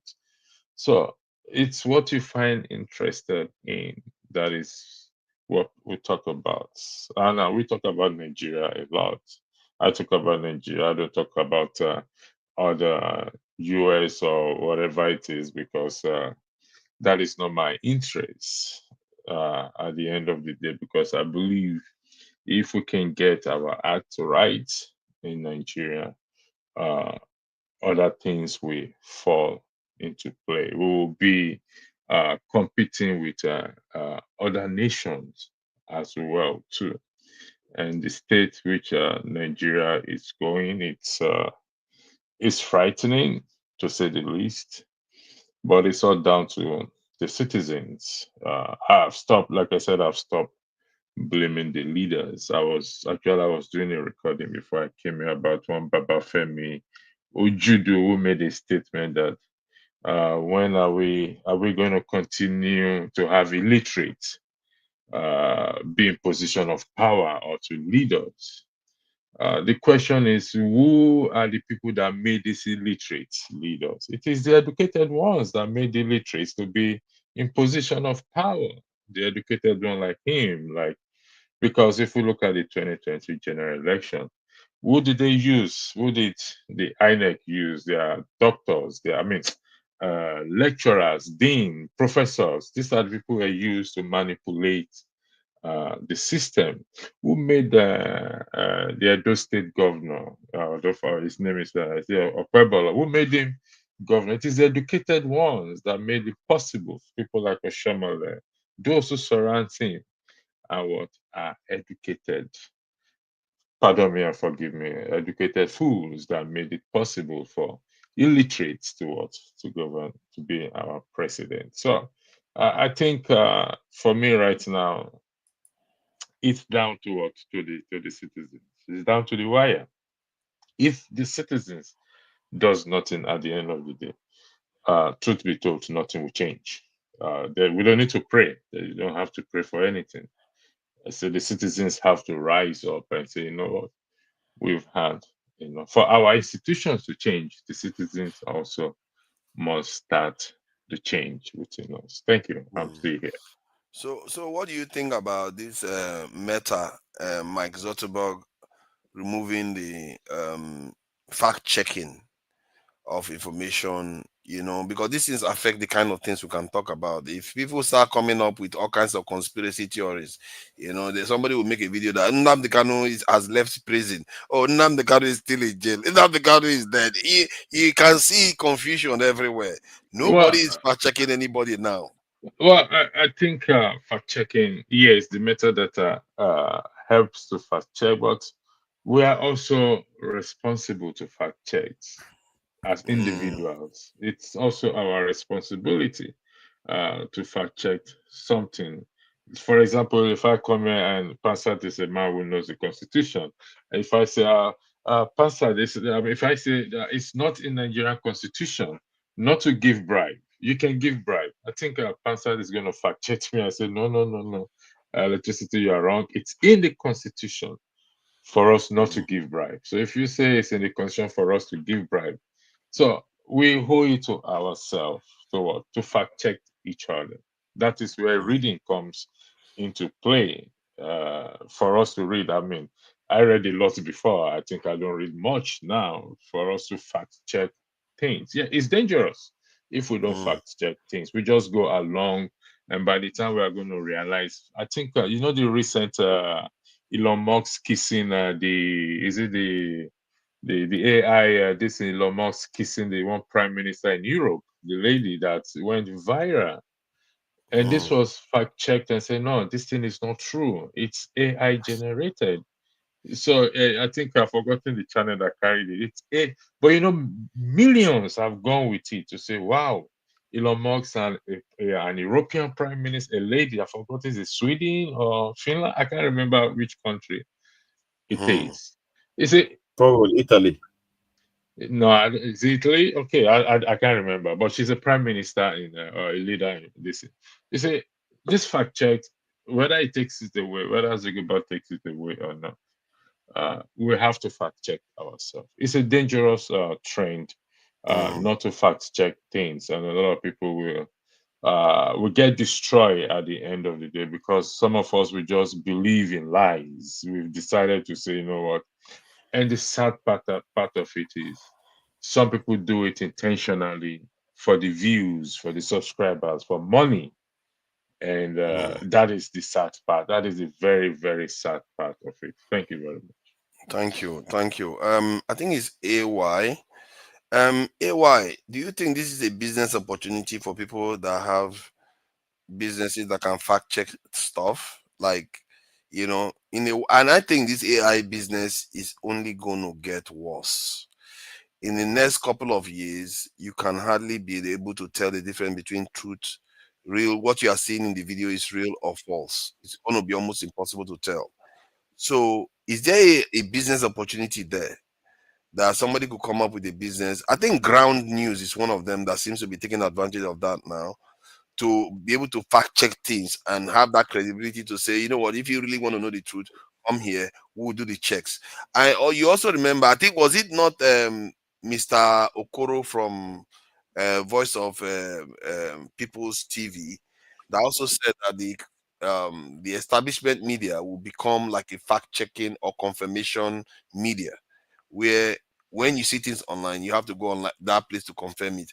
But who trusts this establishment media anymore? So there has to be a business that comes out that has credibility, that says, okay, if I say this is this and this is what it is, that business will have a future, because the world now is becoming a place where you can't tell the truth. So what do you think about the trends and what is coming? Because this is influence what we talk about. If somebody says Nnamdi Kanu has been released by the government, we'll talk about it. We have no choice.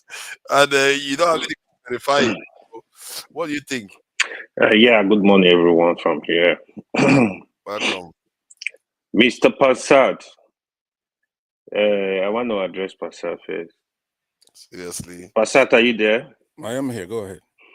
I heard you talking about Nigeria election even yesterday, even today. You seem to be hugging on this election. You don't understand this is a general problem. Yesterday, we were discussing about the election with Ohanize Igbo president, where they are having the people that voted in that election were not up to 1,000, but you have two candidates coming out from one election. There is a big dispute now. So what I wanted to point to you is that really tells you that the problem is a general problem across the country. We have problem. That tells you even if you break Nigeria into pieces, we will have problem with this election, just like we have in other African countries. It is a problem we have to handle without pointing hand at any tribe, to be honest. That I know you don't want to discuss that. You'll be kind of like dodging it, but it's okay. No, But just when you're done, I will answer you. Go okay, just to point that out to you. The question to Niger asked. No, but hold on now. Let me answer what you just raised. Okay, answer. Then I'll yeah. continue. Don't spend more than 1 minute. The difference between what you're talking about and our own national election is that we have an independent National Electoral Commission. That it's an independent agency. Do you understand? And it has laws. Election, it's not going to be perfect. No election is perfect, but as long as there is a discrepancy enough to have affected that election, it's then supposed to be canceled, right? If you look at the Electoral Act of 2022, it's right there. You have to just obey our laws. That's all you have to do. It's been provided for. To shut off the beavers, or if there's a problem, if it's mechanical or otherwise, as far as you don't transmit that result. Now, that is one thing that's sacrosanct this time around. They have to do it. Once that election is not transmitted live from that polling unit, then it's supposed to be, there should be a rerun, right? It's supposed to be canceled. That's all it is. So when you have Ohanaeze doing something and you have a branch off and do those Nigerian things they do, that's different. They don't have an independent electoral commission. Those are all politicians. In our case, it's provided for. And that independent organization is not for APC, it's not for Labour, it's ours, Nigerians. Okay. Okay, So that's the time difference. up now. Yeah, go ahead. Thank you. Yeah, I knew you were gonna defend this. Okay, that's where we are in this country. I kind of agree with you the last part. Yeah, the election was supposed to be cancelled, irregularity. But however, I'm not gonna defend Ohanaeze Igbo election. It's still part of the problem ravaging the whole continent, the whole country. That aside, now I'll get back to the question to Niger asked. As well, I think we have companies that are fact checking this kind of fact already. I think it is actually going to be a big market. It's just like the cybersecurity market, right? Moreover, cybersecurity companies can also evolve in this kind of activities. It's definitely going to get worse with the AI generated images and stuff like that. Even the cybersecurity market in general, it's also kind of like a very big market now. Because the more you are advancing in technology, the more you are advancing in online activities, the more people get more sophisticated. You know, people that are designing like cybersecurity stuff that is fully evolved research wise, they face challenges of you. The hackers, they always get ahead of you, so you have to keep working. That's what it is. Yeah, everything is just evolving. Like, Have you been online sometimes? You Mm. just thought you are going to do one thing, and 30 minutes later, you just been clicking one video. oh yeah, everybody does that. It's not just normal. It's just normal. You know, So, like but they are deciding what you see. They show you those videos. they decide what you see. Okay, like a lot of people have discussed that in the case of China, they kind of like make use of it to make the young ones to learn, to let them see what they think is good. Not like in Africa where you have content creator, people that are telling you how not to, just telling you crazy stuff, right?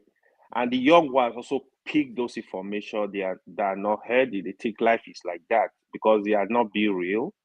But in China, how they use that, harness that to teach the young one technology, learn STEM courses, stuff like that. So we don't have the ability to direct our algorithm to show our people this kind of stuff.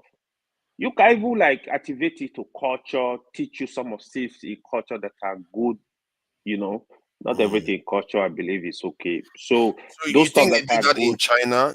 Are you saying that that's yeah, what they do in China China? they They do. to teach. China where they do the country, they kind of like design the algorithm in such a way that children, instead of seeing like naked women everywhere, see bad stuff everywhere online, they see more of the good stuff, like see STEM, see even the AI, see learning new skills, stuff like that. But Wow. we have not harnessed that. China are really doing that. Even some other country, what they do, if they can't even do that, they look for some site to ban. Like you go into the country, you can't access this website, you can't access this information. They filter. They really, you have to have a very strong filter to filter out this garbage.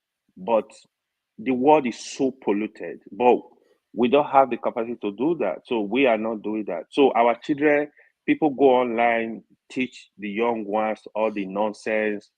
You know, some people even go ahead. Just imagine this crazy this Nigerian musician, what was it called? Naira Marley, that was telling young ones, old school help. So there was this trend in Nigeria that you talk to the younger ones, even 10-year-old, they say old school help. So it's orientation, right? So once that get into their head, it become a problem. You now have a generation to you have to fight more. Because now young ones don't believe in education. They feel like, Ewa, may I interject you and ask you a question if that's okay? Yeah, go ahead. Why do you think they say old school help in Nigeria?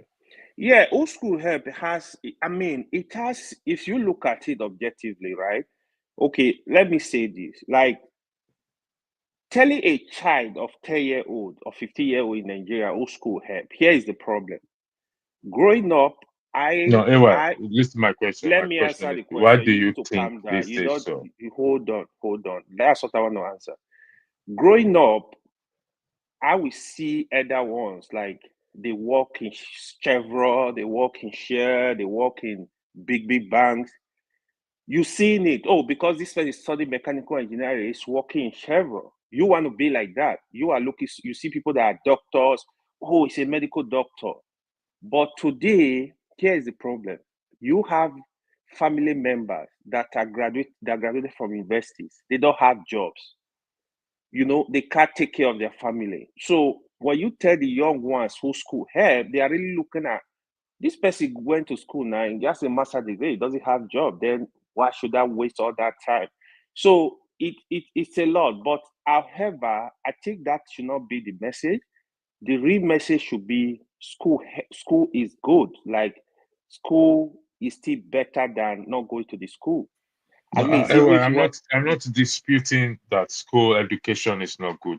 You've not answered my question. My question is, why do you think people say so? That's what I just said, right? There are many reasons. One of the reasons is that there are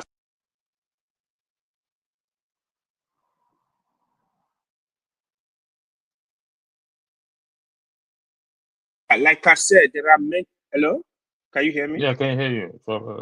Yeah. There are many reasons. One of the reasons is when they see the educated people, they can't feed their family. They don't have resources to take care of their family. They're not like, okay, it's educated, who school help? School doesn't help them. So you can have multiple reasons why people are saying this kind of stuff. You see on the other side, you see people not educated. For example, they turn musician, they make all the money. They do, especially today, they do like the big content creators. They make a lot of money. So the person, instead of wasting 5 years in a course in university, they go this route and try to make the money easily. You dodging. I'm not sorry. Apologize. You see, when they say who school helps, they look at the system in Nigeria. It's not just because I went to school, my brother sees me, I graduated. No, the system itself is responsible for people saying that. Yes, I agree. That's why I said there are many reasons why. So that is another reason. So people can put it's only one reason. No, it's not. It can't be one reason. Do we not have a content creators in America? Do we not have content creators in the UK? And their system is good? Andrew, you can't tag it to one reason. That's so unfair. There are many reasons why people are saying that. Yes, the state of the country is also a factor, but there are many reasons why people are saying who school help. That's just the honest truth. It's not one reason. If you are thinking that, I don't think it's correct. I think there are many reasons. So what you just mentioned now is another good reason. Let me give you an example. I was talking to a friend yesterday, and she said, my son is earning 88,000 euros per annum, and he never went to school, no form of education at all. But he was employed in a company, basic, able to read and write. But because he was able to, he has this intelligence to help them to solve certain problems there. They gave him the position, and from there he started to rise. You see, the enabling environment is what, for example, look at your president, look at our president. Someone will come and say, who school helped? Tinubu has become president. After all, he didn't go to school. Yeah, we say the same thing, Andrew. That is exactly what I was explaining. We're not saying the same thing. You have to focus on the system. The system is not working in every aspect. Yeah, the system is not working. Look at Okpebholo, who did not go to school. He's a governor. Who made him a governor? Is it not those who went to school? The system is not working, is vague. So we have What do you mean the system not working is vague? Do you understand the meaning of vague? Yeah, when you say the system is not working, you are talking in general terms. You have to pick out a specific term why people are saying that. I think I'll use the floor back to you. Maybe Pansat will help me out here. Pansat, if you're there, help me out here. I don't think AY gets it. No. I'm here. No, sorry. Let's bring Jide in. Jide hasn't said anything since. Welcome, Jide. How are you? Yeah, thank you so much to Nigeria. Hi, everybody. Good morning. Good morning, everyone. Listeners, commenters, and my fellow panelists. Good morning. Yeah, I mean, I've listened to everyone. First of all, I want to react to something. I think it was Pansat or something that talked about Peter Obi coming in to fix the system or coming to fix the country, fighting corruption. And you see, I feel like we tend to sometimes we understand the problem, but we seem to have the wrong solutions. So we seem to be very delusional. It's not like I'm not specifically talking to like pointing out anyone. I'm just generalizing now, right? We seem to be delusional. We have this messianic way of thinking that we have a problem. It is one person that will come and solve it. That is not the direction we should be going. There's no country in the world where there's a messiah somewhere that came to fix. Yeah, a good leadership is a good is a critical factor. But if you look at even the president that we're talking about, it's a product of the same system that has oppressed the same people for years. It's a product of it, not just in being a product of it. His interest does not serve. I keep talking about this all the time, but it seems like nobody wants to get it, and it's quite unfortunate. I don't know, maybe, like I said, maybe it's got to be delusional way we think. I don't know. Or maybe we still need to learn more, like that lady said yesterday. Peter Obi is not going to solve our problem. Like, Tinubu is now struggling to fix anything. Peter Obi is not going to come and fix anything. He's not. Like, I'm saying it, I can give so many reasons why.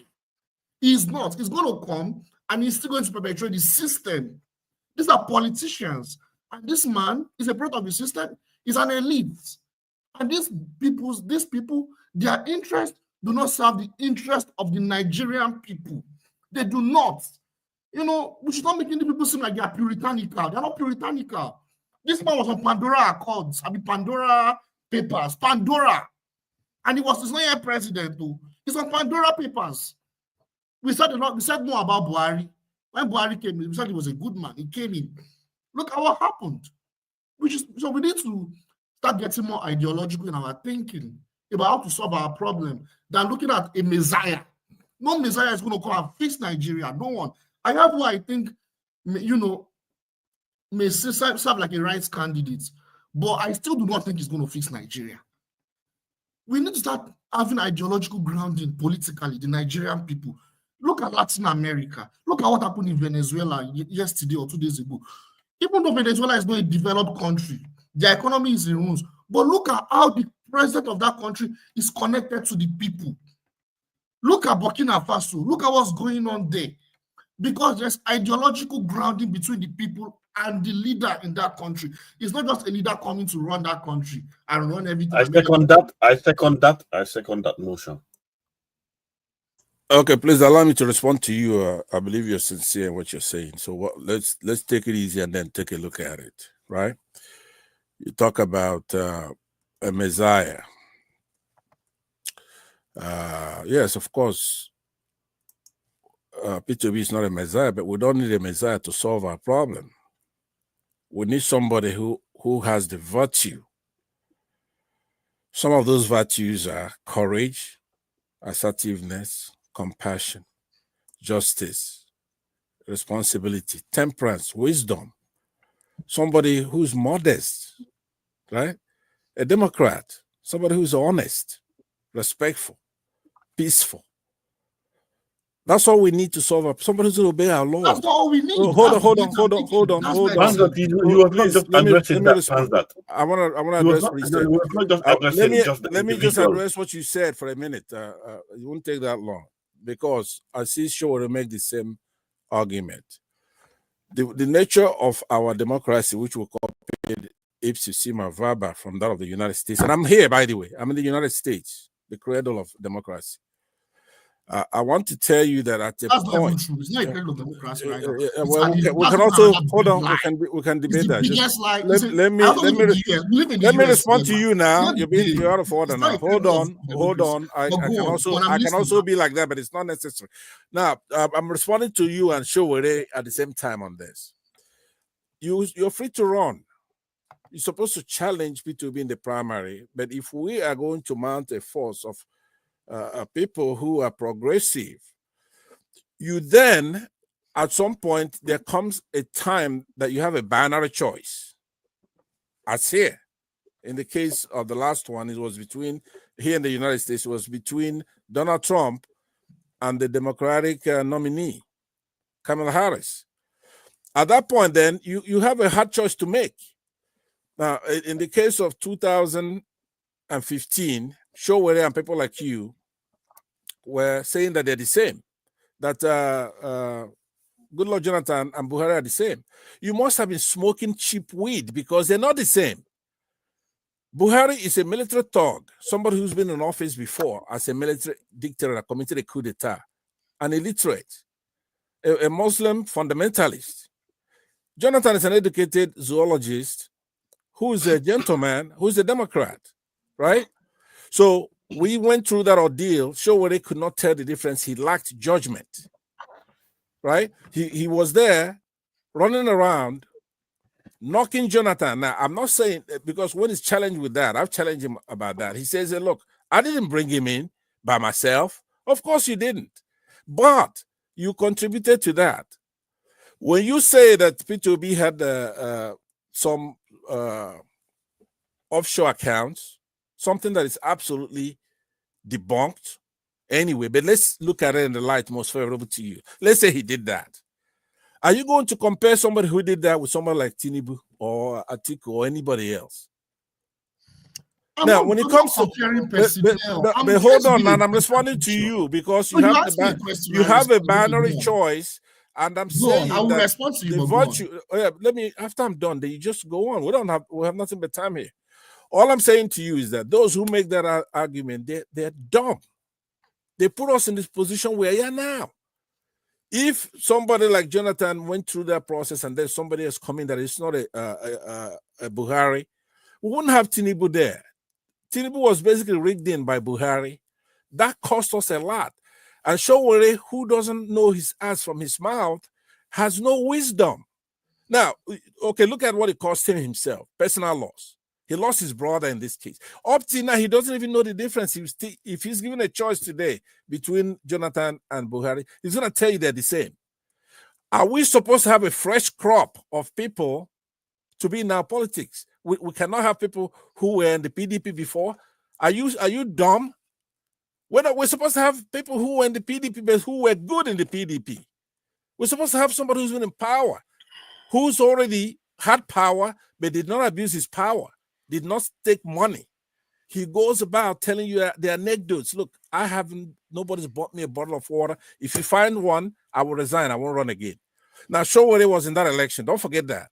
Showore was a candidate in that election, and he has ability of opposition research. So if there's anything that P2B did, bring it out. But the goofy, stupid idea of saying that somebody was in the PDP, automatically they're done. Now, how would you like for that to be applied to you? If you were Nigerian in the 80s or 90s, you're done. You shouldn't be in office. What if a youngster tells you that? You're going to laugh your head off, right? No, that's not what I'm saying. No, that's what you're saying. That's what I'm saying. No, you're saying he was in the PDP. Hold on. Remember. Don't make me have to mute people. Say, hold on. See, remember the conversation. Did they hold on? The conversation is about another topic. So if you want to wrap this topic up, try to wrap it up as I was just going to let me just conclude and then you come in. Let me conclude now. One person I have already said that we don't need a Messiah. Hold on. Let me land now. You made that point already. I'm responding to that point. Okay, try to make your point. Give me some time to land. Right? Okay, 30 seconds so that he can respond. Then we'll move on. All right. So now, we do not need a panacea, a silver bullet. No one person is going to be a cure-all for what we're looking for. But somebody's been tested, right? Because you could make that argument from that Kingdom Come. P2B is a known phenomenon. He's been a governor. He won 12 states, including Lagos, Abuja. He automatically is going to win the 5 southeastern states and some south states. Which one is sure we're going to win? Is he even going to win his own precinct? So you cannot be comparing apples to a motorcycle. You're dumb. You're the dumbest person. Let's calm down. You have to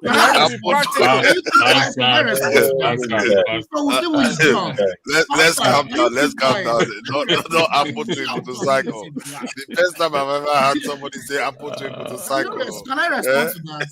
Can I respond to you? He too would want to respond. Okay, I will respond. Okay, but I will just let everyone know that whether he likes it or not, whether he's sentimental or not, no one person will fix Nigeria. And in fact, Peter Obi is not going to fix Nigeria. I can put all my money on that. I'm so confident he's as criminal as Well, I can go on and talk about it. No, tonight, allow him to correct himself. Allow him to correct himself, because Panzat was saying he was being messianic in his speech, but he was not. He was addressing something else. Panzat is. Under Peter Obi, it's going to be worse than Tinubu. We need to be police. Why?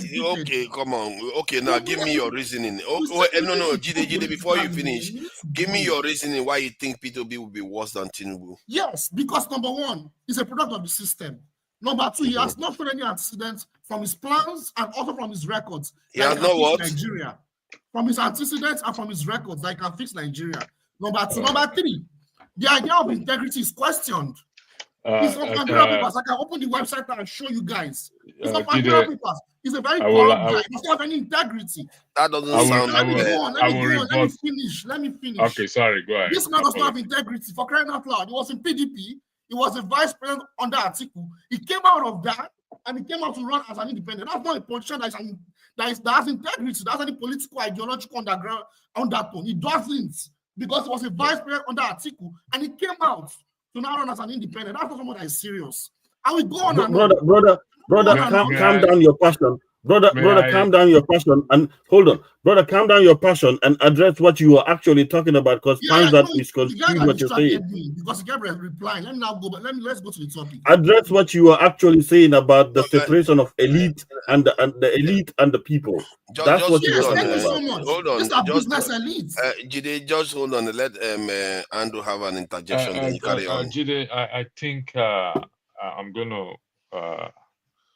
I don't know if I should say caution you or whatever it is. You made a very strong point that we have this ideology of a messianic.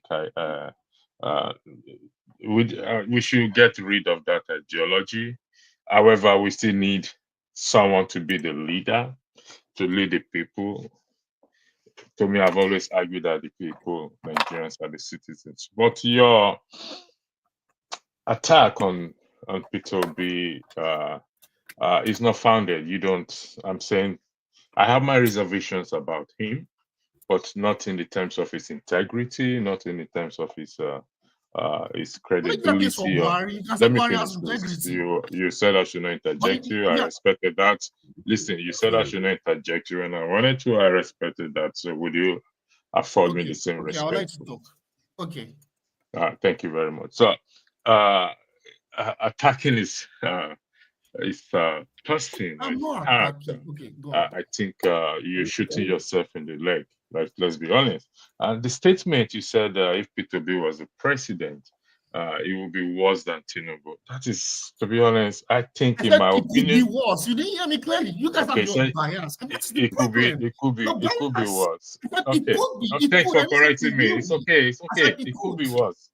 Yes. Okay, I get it. It could be worse. And I have the reasons why I said that. Okay, Jide, I accepted it. That's your opinion. Your opinion is accepted.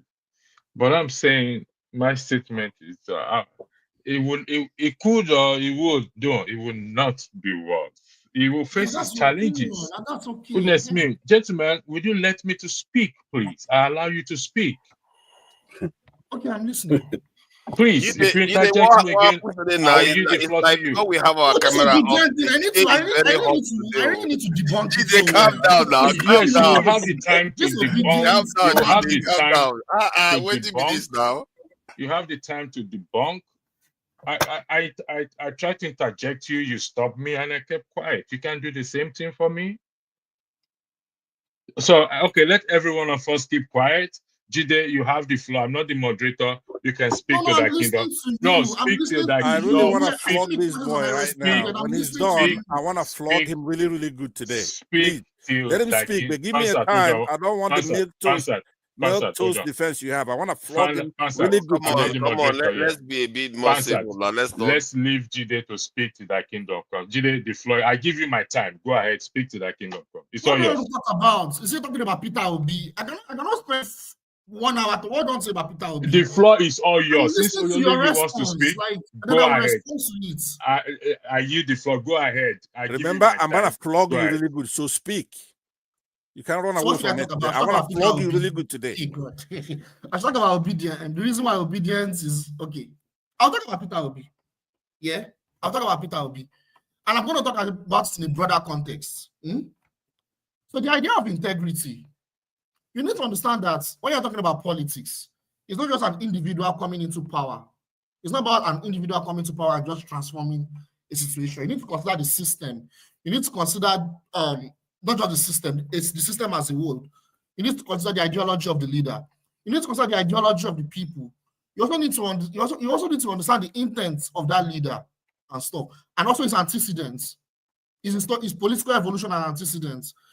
When you talk about the system, the Nigerian system itself, no matter who is in power, nothing is going to change. Nothing is going to change. So shouldn't even be talking about an individual coming to change the system. We need to talk about the system itself has to change. Nothing is going to change under Peter Obi. That's number one. Number two, I listened to us talking about who will come and fix Nigeria, but we don't talk about class analysis. Why? We don't talk about class analysis. The rich and the poor. These are our elites. These are political, economic, and our elites. They do not serve our interests as Nigerian people. With the Nigerian people, they call us masses. They do not serve our interests. These are they call them what are they even calling? What do they even call them here in America? Not just in America. I've forgotten the word we call them. Shit. I've forgotten the word we call people like that. But yeah, people like that, they come and make promises. But when they get into power, they don't do anything because they do not serve your interests. They don't. They come and make promises about how they will fix things, how they are revolutionaries. So nobody did all that. Buhari did all that. Look at where the country is. So I think Peter Obi will come and he will do something different. He's not going to do anything different. He's not different from those people. He's not. Okay? He's not. So I can go on and on. Have you finished? I'm not finished. I have a lot to say. No, hold on 1 second. Peter So Obi, I've if listened to Peter his Obi, plan. hold on. If Peter Let me Obi go could not, on. hold Let on me 1 go. second. But we I have don't another know my if time topic that enough. we are I'm going giving to you my because time we don't enough. have You're I enough not hope the you're only, doing it to on. where I won't respond to you are him not the only because I one that want to have respond to him. intelligence here. Don't respond for me. No, I hold want to on. I'm not respond to him. responding for you. So, Okay. Jide, who do you propose? Who is in your mind? So if Peter Obi, who do you propose? Who are you proposing? Which That's individual? now. You see, that's Huh? what I'm saying. It seems you guys Who don't is the understand what individual I'm you are saying. proposing? I don't propose any individual coming to fix Nigeria. We need to fix the Okay. system, and the people have to react to it. Okay, so We need to fix the is the system. We people don't have an individual. have to With react this to it, but system that we have, whoever but the comes, nothing people is going have to to appoint. change. The people have to elect or appoint a leader. Yes or no? Yes. So who do you have in mind? Just So, for the purpose of arguments. first of all, yeah, if I want to elect a leader, I'm not going to focus on the leader. I'm going to focus on the political party. The Well, ideology of the Jide, political party. who is Let me the explain. I'm individual? going there. I'm Stop getting dancing there. around the bush. Let me finish talking now. We have 3 political parties or 4 political parties. So you don't need who do you have in Oh, mind? come on. We Just have multiple individual. political parties in Nigeria. That's exactly where the problem is. Exactly. Okay. We have more than 4 political parties, but the ones that are the mainstream, the oppressive political party, the oppressive class, Goodness they classify me. themselves into 3 or 4. We have more political parties. We have Okay, I movement agree of the with people. you. We We have have 10 so million many. political party. If the people are to appoint a leader today, the question I'm asking is, who do you have in mind? Who do I have in mind? But who do I have in mind? What does it have to do with trying to solve Nigeria's problem? Goodness me. I'm telling you, All right. You just criticize. I mean, why you You just why I don't you have anybody begging in mind. why you does that? begging I him don't to have anybody respond in now? mind. He So has what does nothing that to do? say. Let me talk, please. I don't have anyone in mind. What does that Hey, have to do? Jide, are you the Jide, person to elect you? Jide, please be quiet. Let me respond to you. All right, you were given a chance to But talk. why are we dwelling on this now? This topic I has mean, hijacked the but entire you did not. conversation. Look, forefathers, I may have to exit your platform if you play that game again. You didn't interrupt him. I'm talking now, so be quiet. Let me respond to him. No. The Okay. point I'm making is that we Peter had Obi a main topic and It's we a are good topic. deviating It's from a that good main topic. topic. Let's talk about it. You have all these miscreants running around. But I have Please, to end the stream soon because we are supposed to give can I time respond to him then? Come Would on. you mute the son of a bitch? Mute him It's so I done. can respond to him. Okay, Jide, calm down. Jide, calm down. Mute Let him. this thing pass out All right. respond. All right, thank you very much. Now, this guy, he started off talking about integrity, right? Now, we have a shortfall of people who have integrity in our country, but there is one that we have for sure, which is Peter Obi. He has integrity. He's honest. What is integrity? Honesty, uprightness, probity, rectitude, honor, good character, ethics and morals, righteousness. He's a Christian. He believes in unity, unification of the country, wholesomeness, coherence. Right? This is somebody who has all. Will you be quiet? Who's talking? You asked me a question. I'm asking No. you a question. Let me respond to you first. Let me respond first. Just be quiet. I'm dealing with integrity. You brought that up, not me. I didn't want all this milk toast defense coming from electricity and on others, right? Because somebody like you normally should be ignored, right? Because you are making a fool out of yourself because you're picking on one of our best. We have a lot of good characters in that country. Let me land now, please. Will you please let me land here? If he's one of so our best, right now, Ajide, let somebody else speak now. This is it's not a good trait. You're trying to educate us, but at the same time, you are bullshitting everything you're saying. It's not a good trait. He's not even serious. He's not even serious. Now he has used a bunch of fallacies. Now you're gonna be closing this thing, so I'm not gonna try to go into it. He used at least 5 fallacies that I noticed. The most upsetting one is obviously ad hominem, right? Now, but he has appealed to ignorance here. Straw man. He building up things. Nobody says that P2B is a messiah. There is people who characterize obedience, or people from the southeast are talking about Peter Obi like he's a messiah, but nobody actually calls him a messiah. He himself says, look, I'm not perfect, right? Now, the foolish idea that because somebody was in the PDP, you ought to go to the PDP and see what his role was there. To say that just because somebody was in the PDP, they're forever condemned from participating in his country's service, to serve his country. You must be smoking the cheapest weed you could find out there. You're stoned. Do you think you give him patriotism? He's a Nigerian. He's a patriot trying to serve his country. And he's done for a humble person, somebody who has humility, respect for everybody. He has never one day criticized Showore, who's running around talking nonsense. He couldn't win a single precinct. Right now, when you were asked who he supported, you were so ashamed that you wouldn't even say that. So now you go and you pick one of our best people, such as Dele Farotunmi, people who respected Nigerians. I do not agree with everything Dele Farotunmi said. You're not supposed to, because you don't have the sense. Answer. Let me confirm Soycom. I've not seen him before. Soycom, who are you? Please say something. Who is Soycom? You're gonna go backstage. I don't know that name. Does anyone recognize the name?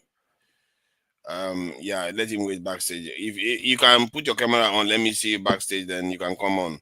All right, thank you. Yeah, go now, ahead. Let me say that when you hear Messiah, it sounds so ecclesiastical, biblical, but that's not the only thing. A Messiah is nothing but a deliverer. That's what it means in English, a rescuer, a savior in that sense. In that sense, yes, he is a Messiah. It's not in the biblical sense. This is somebody who's governed the state for 8 years. Anambra is one of the toughest states to govern. You see what's happening there now, all the violence. This man came in there and raised his state from number 26 or 27 to number 1 in education, recognized by the United Nations. This is not something he's bestowed upon himself. His campaign is accessible. You have people like Baba Ahmed Dati as his vice presidential candidate. You have Aisha then. You have every Nigerian that is of any good, north, south, east, and west. But it's miscreants. Now, let me say something here. To Nigeria, you could back me up, because Showore, a day before he came the last time, or second to the last time, I said he's a communist because he keeps saying they're all the same. I said, I bet you when I question him tomorrow when he gets here, I'm gonna reveal that he's a communist.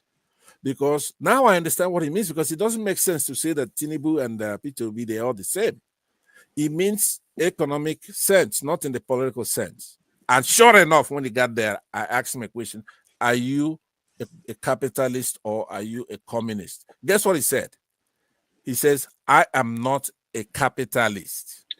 Pastor, you're going off now. Let other people speak, please. Other people, Let me say something. I'm making, hold on. Shut up, let me land. Oh my God! Can we? We don't have a lot of time to be here now. Can we circle back to the topic? Calm down, calm down. You all should try to understand that we don't have a lot of time. See, Jide, hold on.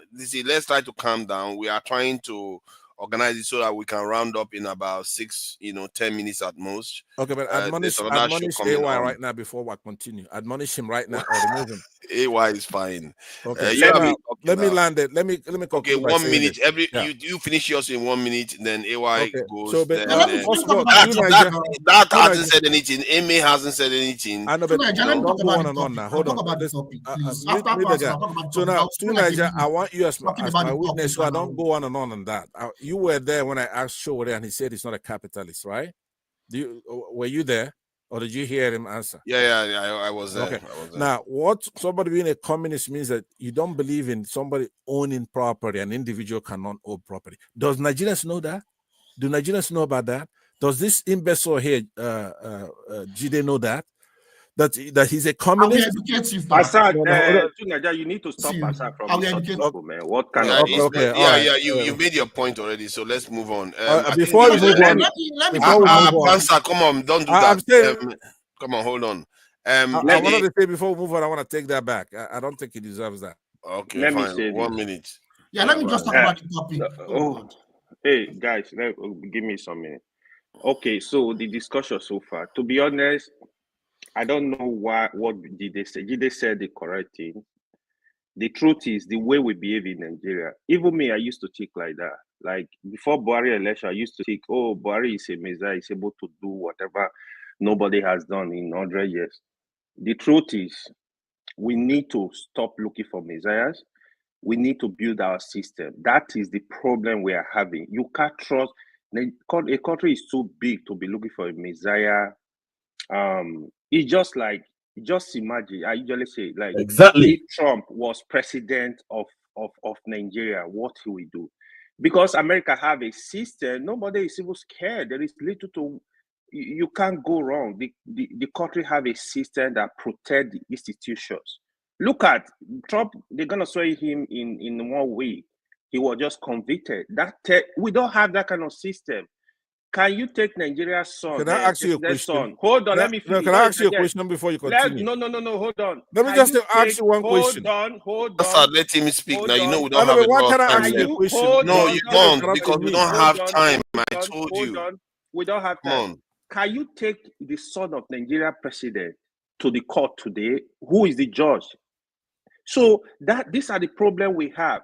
Peter Obi, I believe Peter Obi is a good man, but sometimes the way we portray Peter Obi on this platform, you have nothing to say. Just like shut up. he said, no, it's not. He has it. So when I look at the candidate during the election, I said Peter Obi was the lesser evil. That is one thing we agree. But say Peter Obi is a saint, he's gonna no, I don't believe in that nonsense. Peter Obi's name was on Pandora paper. Let's stop denying it. Peter Obi was caught with his security when he was governor with 200 million. These are facts.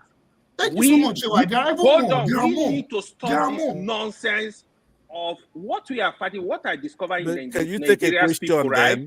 Hold on. Let me finish. Just leave it. I will answer this and we'll close with that. I will finish now. What I discovered with Nigerians, we don't hate criminality, we don't hate corruption, we don't hate injustice because it doesn't favor us.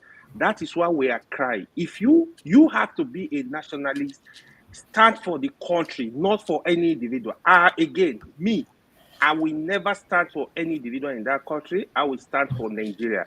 If Tinubu start doing things that are beneficial, you know very well he's going to be doing that the whole time. So you're not to say anything anyway. You know your turn is past. Pastor, let me He's talking to me. If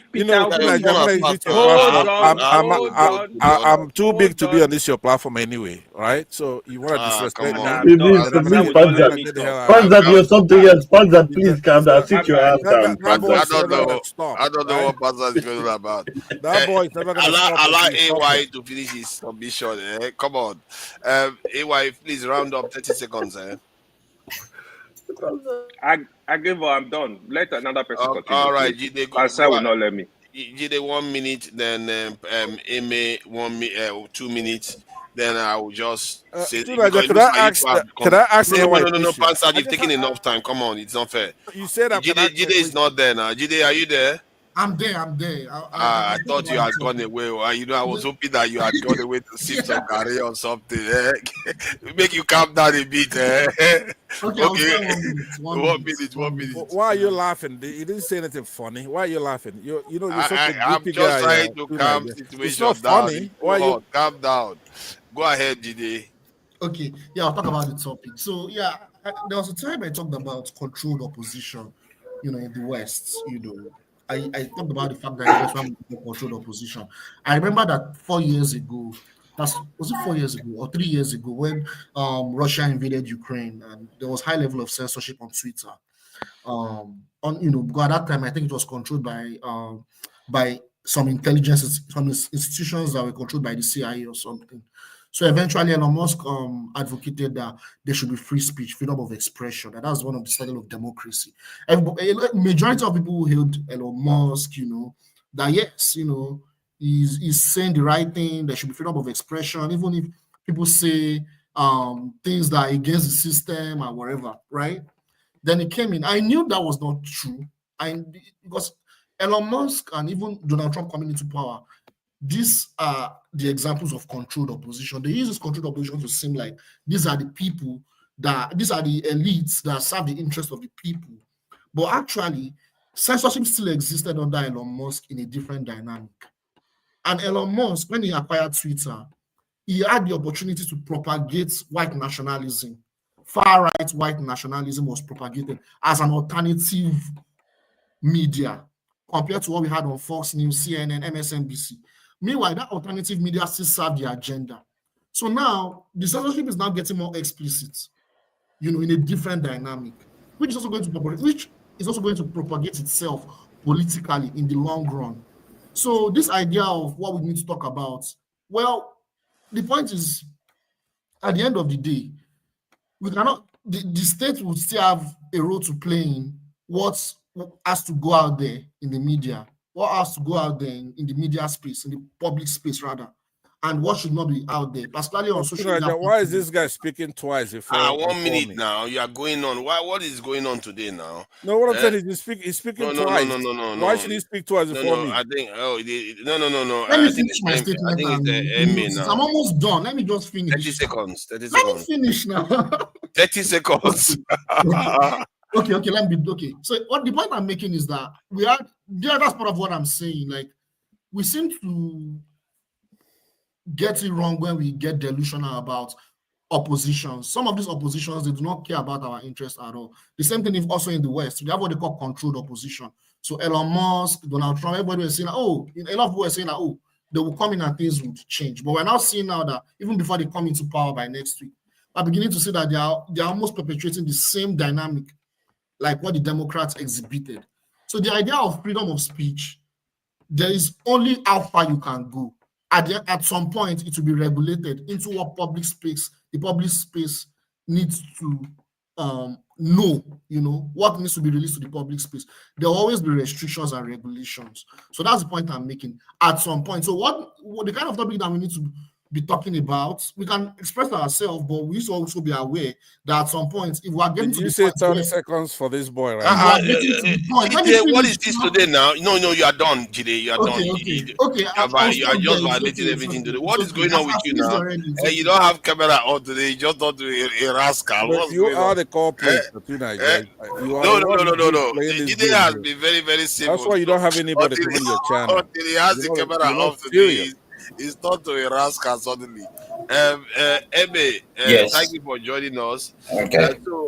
What do you make of this? The original topic, you can always go back to it. And welcome. 2 minutes. What was the original topic actually? But anyway, let us leave the original topic. I came for this God. Because can we stop with all this? Hold on. No. So Nigeria, please wait. I was kicked off a panel today because we kept changing everything back to Nigeria. Nigerians can't seem to be capable of discussing anything without bringing it back to Nigeria. Look, if we don't, you see, if you don't let us solve our problem the way we think we should solve it, we can't build on it. We must solve that you see what I'm dealing with. Wait, let me make my submission. Let me make my submission. Okay, go ahead. Look, you see, I don't know why people just don't like Peter Obi, and they make everything about him. Look, the truth is that nobody is going to be the Messiah for anybody. Nigeria must fight for themselves. That's the truth. But if you look at the situation we are in Nigeria, you realize that people can't fight for themselves until they see a leader that will stand up and then they show them how to even fight for themselves. And if you look at the people we've had so far, you have to question it that who among these people like the populace? Pansa was saying something. He said, Peter Obi asked, okay, I have led for 8 years. If you think I have a problem, if you think I have some skeleton in my cupboard, go out and bring them out. Go and find them and bring them out, and I'll stop campaigning. Nobody has come out to do that. Yes, we are still putting him together into the same class with other people that they can't even utter that statement. Let us be sensible here. I know, yes, there's politics. You can't even Jesus, you can't bring Jesus to come, and it is people, it is human being, and one way or the other, there must be death in some people. Some people must pass through the system before they can lead well. But do you think that you need a pristine mind who has not passed through the system, and that person will come and then will lead Nigeria well? Because I don't understand why Peter Obi, being a politician in the past, is now a disadvantage to him. Those are the kind of people that we should even publicize more. Someone that has been in the system and yet still came out like, okay, if you think I am dirty, bring my dirt out. Everybody, you are saying it at the corners. Hey, you saw this, you saw that, you saw this. Bring it out. Go to let us see. Bring it out. Come and challenge him physically. Challenge him through the course or everything that you think you can challenge him with. It is only at the corners you see them complaining and say, oh, he's part of. How do you compare somebody like Peter Obi, for example, with that kind of a statement? Because for me, look, if I should say I want to vote for people, he's one of the people I'll vote for well. Yemi Osinbajo is also one of the people I'll vote for well. Maybe a part to me, or there are people like that. So if somebody has come out to say, challenge me and I will stop. Yeah, nobody is able to challenge, not even the Sowore. I'm not denigrating Sowore because I also like him. But the thing is that I believe maybe you should start with Ondo State, where he's from, so that people can have a view of what he's going to do. Thank you. You have a Peter. No, wait. My problem is that he's not even in the leadership. Why must we continue to mention his name all the time? He's not responsible for anything now in Nigeria. Yet his name continues to ring all around us. Please let us face the government that is doing, that is leading, that is administering right now, and let us leave him alone. If you think you don't like him, then take him out of your vocabulary. There's no problem in that. But why must you continue to mention his name and use him as if he's the yardstick for divining for the wrong that has happened in Nigeria? Yet you are not tackling the real issue. Leaving for the foolish people like us that we think is a solution. We know that it's not going to solve all our problem, but we need truthful people. People will be there, and in the first day we just simply say, what do you call it now? Fuel subsidy is gone, without even thinking, without sitting down with the comrades before it makes such a decision. You just come there and say fuel subsidy is gone. That is like a master's with subject level that Tinubu made the other day. Will it be there and you will just go and buy jets in the midst of hunger as people are hungry? Will that be the decision? It's not that maybe buying jets is wrong. It's the way you buy it. It is the attitude you show that people will understand that, no, this person understands what we are suffering. For over a year now, do you know if you put the normal plan in place in over a year, there will be good food right now in the land, at least. There's the plan that people, that, you know, thank you. Now let's not go around. Now you made your point. Now, let other people speak. Now, you taking your 2 minutes. Let me just say one more thing, please. Okay. Gide said that we don't have people that love us. I want to ask him, amongst the people that we have in Nigeria, who does he think love us more, or is trying to even show that he loves us? So let us be sincere and let us say, if we truly want this country to go forward, you can't just say Nigeria should fight for themselves. Yes, they will fight for themselves. But you still need people also who are also in the system that also understand this thing, also lead us through. It's just not going to happen, or everybody. These are not things. This is not just like mathematics that will happen like that. So I think that's just my submission. Regardless of what I've said, if you vote for Peter Obi's in leadership, Nigeria is finished. Well done. Okay, leave it. Let me say my. No problem. That's the people that you didn't vote now. for. Can we leave it now? They are finished the country. The people that you supported. See that. Do you have any closing statement before I make mine? Before we round up. No closing statement. I guess I can just say, Jide was touching on a certain point from my last conversation where he was talking about the systems failing. It's not a case of we are searching for a messiah. We are not searching for a messiah, but we're trying to build the system. Even if you have an idiot in place, at least the system functions well enough, has enough longevity that there's a trust that needs to that's developed from it and all that stuff. So we are lacking in trust. So I feel like Jide was touching into something, but Panza kind of moved the conversation to being like we are looking for a messiah. We're not looking for a messiah. The question I also asked. No. Let's not ask any questions. See, let me take. I do have to make my own remark. No. There's no closing remark. We have to go. So regarding the issue, apart from I will address the one about what we talk about, but regarding this P2B issue, the idea that politicians are the same, I don't know why people keep saying it is. It depends on how you look at it. From the point of view that they are all politicians, yes, they are the same. But don't pretend as if they behave the same. Even look at the people on the panel. We are not even the same. I don't know why people keep saying politicians are the same blanket. No matter what you do, they are all the same. Like now, we have Labour Party in the UK. The Labour Party is trying to fix the healthcare system. Like they are making a lot of effort to try to fix the healthcare system. Even if they are all politicians, the Conservatives, that was not their priority. Different governments have different priorities. You will like it or not. It's just what it is. In America, the Democrats have their own priorities, just like the Republicans have their own. There's a reason why Democrats, for some weird reason, they are the ones that trigger most of the catastrophic wars. But the Republicans tend to actually be the ones that tend to mend fences, but which is not the perception people get open publicly about these parties. So the idea that two parties are the same and two politicians are exactly the same. Yes, if you look at it from the overarching policy of a country, you can say the parties represent the same establishment. But in terms of what they actually do, they have different emphasis. Make no mistake. I can see the Labour government coming into office and they are making a lot of effort to fix the healthcare system that the Conservatives have destroyed. And you are not, even the housing, they are making more effort than the Conservatives have done. Even if they don't finish everything they are going to do, you're going to see signs that they are better than Conservatives at taking care of those things. Like the way they behaved the last time they were in office. The last time Labour was in office, the healthcare system, the rating, everything was a lot better. All the systems were better. But when they left office, everything was on the floor. So let's not pretend as if all politicians are the same. P2B may show up in the Pandora paper. I don't know why somehow the Pandora paper seems to be the what they call it, the arbiter of who is okay and who is not anymore. The Pandora paper simply means somebody has an account in a tax haven. If P2B decides to give his funds to private equity people to stash away for him, that's up to him to do. That's a personal stuff that he does. You can argue that maybe he should have invested the money in Nigeria. That's a fair argument you can make. But P2B is also based in Nigeria, if I'm not mistaken.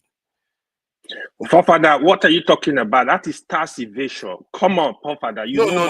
No. So if I take my money now and go and put it in tax haven, money that hold on. How do you know he's not already paid tax on the money before he took it and put Let me ask you a question. What is the reason? What is the major reason why people take their money offshore? Why?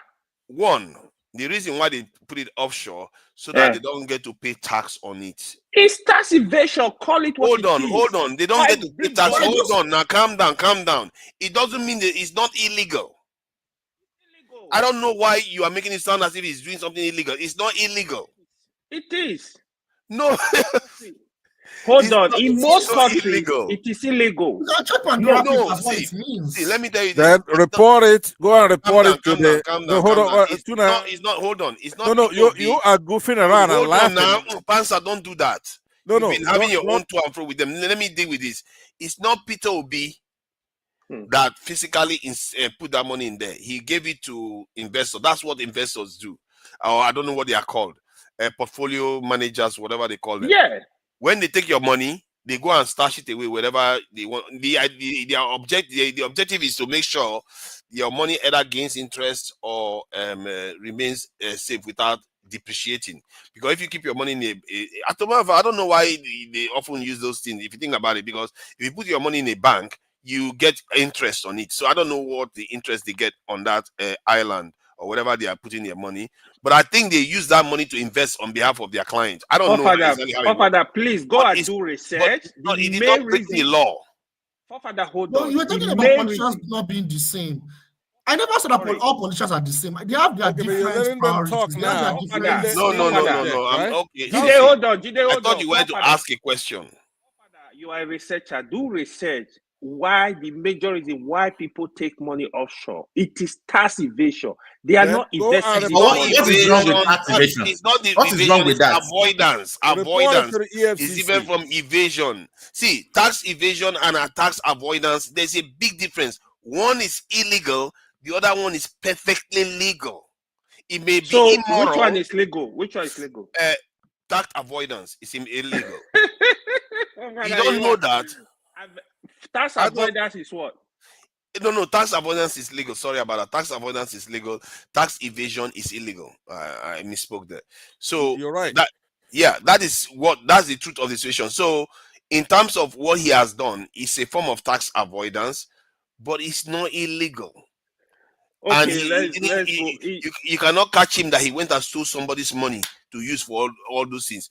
P2B, say whatever you like. What I see Tinubu doing right now is exactly what he said he was going to do to an extent when he was governing. And in a way, when P2B gets into office, it's going to be somewhat similar in terms of the way they govern. Like, if he was the one that took the fuel subsidy off, he was going to tell you what he's going to use it for. He's going those type of things. The way he talks, that's how he's going to be. Tinubu didn't tell you he's going to do what he's going to do. Then they are not similar. That's exactly what he said. That is not. You can't say they are similar in that. They are not even similar at all. You are not understanding what I'm saying. That particular one. Look, that is look. When you buy trust of the people, hold on. You are not understanding the similarity. I mean, I'm saying they are similar in the sense that the way they came across during the way they came across during their campaign is how they tend to govern. Like the way Tinubu came out in his campaign. The point you're making there is a useless. Tinubu didn't promise. Say, hold on. Tinubu didn't. Hold on. Don't do that. They have nothing in. Stop making me argue, please. Tinubu didn't promise us that he's going to tell us what he's going to do with the money. He didn't tell us that.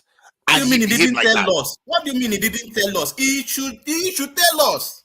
What do you mean he didn't tell us? Hold on now. You don't understand my point. Why are people so exercised by this? It's a simple point that I'm making. I'm saying the way Tinubu governs. You are making it look like it is normal. You are making it look like that there's no sin in that. No. No. I'm not saying there's no sin. I'm saying that he behaved that way, and that's how he got into office, and he's governing like that. So, in other words, I'm trying to say that the way I'm trying to lend weight to the fact that P2B, the way he said he was going to govern, generally that's how he was going to govern. I think most of the criticism people give to him is that when he gets to office, he cannot do anything. I don't believe so. The way he's talking about how he was going to govern, I believe he was going to govern like that to an extent. He's going to tell you what he's going to do with the fuel subsidies. Whatever he's going to do, he's going to plan it out. He's not going to behave like the way this current president is behaving. And the current president told us what he's going to do. I agree with you. He's behaving like that.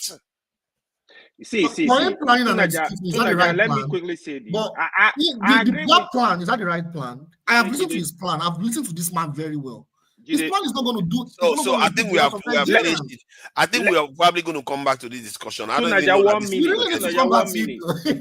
What Naija said, right? See. Hold on. To be honest, I've criticized Tinubu not because he removed subsidy, but the way. I don't think Peter Obi will make such mistake. Peter Obi. And that is a great Obiano, difference. when you look at them, That is a great difference. MS, spokesman of Peter Obi, hold on. Can you people allow me close Hold out? on. Let me give me 1 minute. Adiola is coming on in about how many minutes? Another one is coming? What was that? Adiola now. Oh, Adiola, yeah.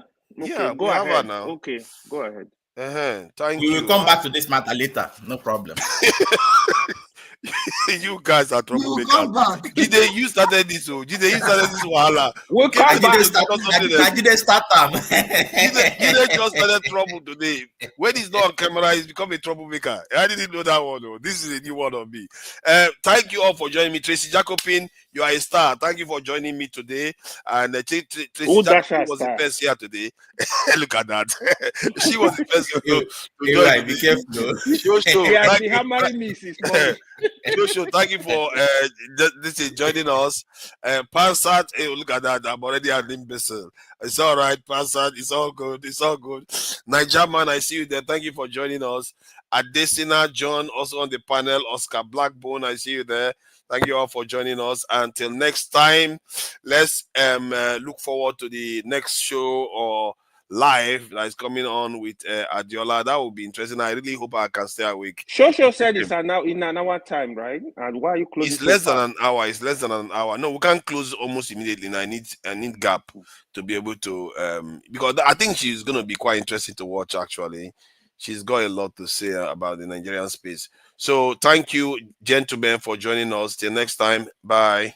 100% agree with you. To ask that, is Africa really ready? And that goes to the people who believe that things they happen analog or it happened all of a sudden. No, nothing happened from the blue. There's nothing happened spontaneously. The question is that, are we ready? There's a preparation meets opportunity. That's what luck is about. Are we prepared? Are we ready?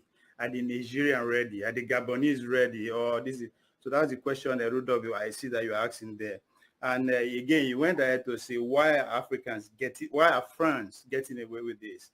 And that's where Tunanja comes into play here. We don't get nuclear weapon. So anybody can do and undo. If we get nuclear weapon, they will not judge the... Hold on. Okay, you just talk in a way that, sometimes it makes me mad. When you say we know gates, who gave the people that got it?